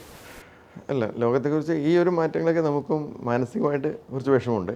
പക്ഷേ എന്നാലും നമ്മൾ സ്ഥിരമായിട്ട് മിങ്കിൾ ചെയ്യുന്ന ആൾക്കാർ എല്ലാം നമ്മളെ പഴയ സുഹൃത്തുക്കളും, പഴയ രോഗം വന്ന് ഞാൻ രോഗികളെന്ന് പറയില്ല, ചിലവരെല്ലാം എൻ്റെ ഒരു ഫ്രണ്ട്സ് പോലെയാണ്. നിങ്ങൾക്ക് അറിയുന്നറിയില്ല, എൻ്റെ അന്ന് തൊട്ട് ഇന്നോട്ടിലെ ഫോളോ അപ്പിലെ രോഗികളെല്ലാം എൻ്റെ സുഹൃത്തുക്കൾ പോലെയാണ്. എനിക്ക് ഫാമിലിയായിട്ട് വളരെ അറ്റാച്ച്ഡ് ആയിട്ടുള്ള ആൾക്കാരാണ്. അപ്പം അവരൊക്കെ നമ്മുടെ ചുറ്റുപാടുമുണ്ട്. എൻ്റെ സുഹൃത്തുക്കൾ, എൻ്റെ ഏറ്റവും പ്രധാനപ്പെട്ട സുഹൃത്തുക്കളെല്ലാം ഡോക്ടേഴ്സ് അല്ലാത്തവരാണ്. 4-5 പേര് പയ്യന്നൂരിൽ. അവരിപ്പോഴും നമ്മുടെ ചെറിയ ഗ്രൂപ്പ് സൗഹൃദങ്ങൾ കൊണ്ട് നടക്കുന്നുണ്ട്. ഹൃദയത്തെ ഭയങ്കര ഇഷ്ടമാണ് അല്ലേ? എങ്ങനെയാണ് അതിനെ നിർവചിക്കുന്നത്? നമുക്ക് നിർത്താം. എന്നാലും ഹൃദയത്തെ എങ്ങനെ നിർവചിക്കുന്നു? നമുക്ക് ശരീരത്തിന്റെ ഓരോ അവയവങ്ങളെയും നമ്മളുടേതായ ഒരു കാഴ്ചപ്പാട് നമുക്കുണ്ട്. ഹൃദയത്തെ കുറിച്ച് താങ്കളുടെ നിർവചനം, താങ്കൾ എങ്ങനെ അതിനെ പ്രണയിക്കുന്നു, ഇഷ്ടപ്പെടുന്നു? അല്ല, നമ്മൾ വെച്ചാൽ നമ്മുടെ ഒരു ജോലിനെ നമ്മൾ ഇഷ്ടപ്പെടുക ഒന്ന്. പിന്നെ നമ്മുടെ സുഹൃത്ത് വലയങ്ങൾ നമ്മളെപ്പോഴും നിലനിർത്തുക, അതാണ്. അപ്പോൾ പിന്നെ നമ്മുടെ കൂടെ കുറയ്ക്കുന്നവർ നമ്മുടെ സീനിയേഴ്സ് ആയിരിക്കാം, നമ്മുടെ കൊലീഗ്സ് ആയിരിക്കാം, സബോർഡിനേറ്റ്സ് ആയിരിക്കാം, മറ്റ് കേഡറിലെ സ്റ്റാഫ് ആയിരിക്കാം. അവരോടൊക്കെ നമ്മളൊരു തുറന്ന സമീപനവും നല്ല ബന്ധം, മനസ്സിന് നല്ല സുഖം, വലിയ പ്രശ്നങ്ങളുണ്ട്. നമ്മൾ ആരോടെങ്കിലും ദേഷ്യപ്പെട്ടാൽ തന്നെ നമുക്ക് 2 ദിവസം നമുക്കത് 2-3 ദിവസം ഹൃദയത്തിൽ തന്നെയാണ്. അതുകൊണ്ട് ഹൃദയം സുന്ദരമാകണമെങ്കിൽ താങ്കൾ പറയുന്നത് നല്ല സ്നേഹവും നല്ല സൗഹാർദ്ദവും നല്ല ഇഷ്ടവും കൊണ്ടാണ് അല്ലേ? ഓക്കെ. നമ്മുടെ സമയം തീരുകയാണ്. ഡോക്ടർ രവീന്ദ്രൻ സംസാരിച്ചു വന്നപ്പോൾ ഒരു പയ്യന്നൂർക്കാരനായ ഒരു സാധാരണ മനുഷ്യരോട് സാധാരണ രീതിയിൽ വർത്തമാനം പറഞ്ഞ് തീരുന്നൊരു ഫീലാണ്. കാരണം 35 വർഷത്തെ ഒരു ചിരപരിചിതനായ അത്രയും പാരമ്പര്യമുള്ള ഒരു ഡോക്ടറുടെ ഒരു മസിൽ പിടുത്തവുമില്ലാതെ സാധാരണക്കാരനായി സംസാരിച്ചു. കുറച്ച് കാര്യങ്ങളൊക്കെ നമുക്ക് ഷെയർ ചെയ്യാൻ പറ്റിയിട്ടുണ്ട്. ഒരു ബേക്കറി ഉടമയുടെ അല്ലെങ്കിൽ ഒരു ബേക്കറി നടത്തുന്ന ആളുടെ മകനിൽ നിന്ന് ഇന്ന് നാടറിയപ്പെടുന്ന ഒരു കാർഡിയോളജിസ്റ്റായി മാറിയ രവീന്ദ്രൻ്റെ ജീവിതം ഞാൻ പ്രേക്ഷകർക്ക് മുന്നിൽ വെക്കുകയാണ്. വളരെ ലളിതമായി അദ്ദേഹം കടന്നു വന്ന വഴികൾ നമ്മളോട് സംബന്ധിച്ചിരിക്കുന്നു. നമുക്കും ഇതൊക്കെ ഒരു പാഠമാണ്. ഈ ഹൈടെക് യുഗത്തിൽ നമുക്കും കുറേ കാര്യങ്ങൾ പഠിക്കാനുണ്ട്. ഇദ്ദേഹവും നമുക്കൊരു മാതൃകയാണ്. അതുകൊണ്ട് തന്നെ ഇത് നിങ്ങളുടെ മുന്നിൽ ഞങ്ങൾ അവതരിപ്പിക്കുന്നത്. പ്രേക്ഷകർക്കും ഇത്രയേറെ സമയം ഞങ്ങൾക്ക് വേണ്ടി ചിലവഴിച്ച ഡോക്ടർ രവീന്ദ്രനും നന്ദി, നമസ്കാരം.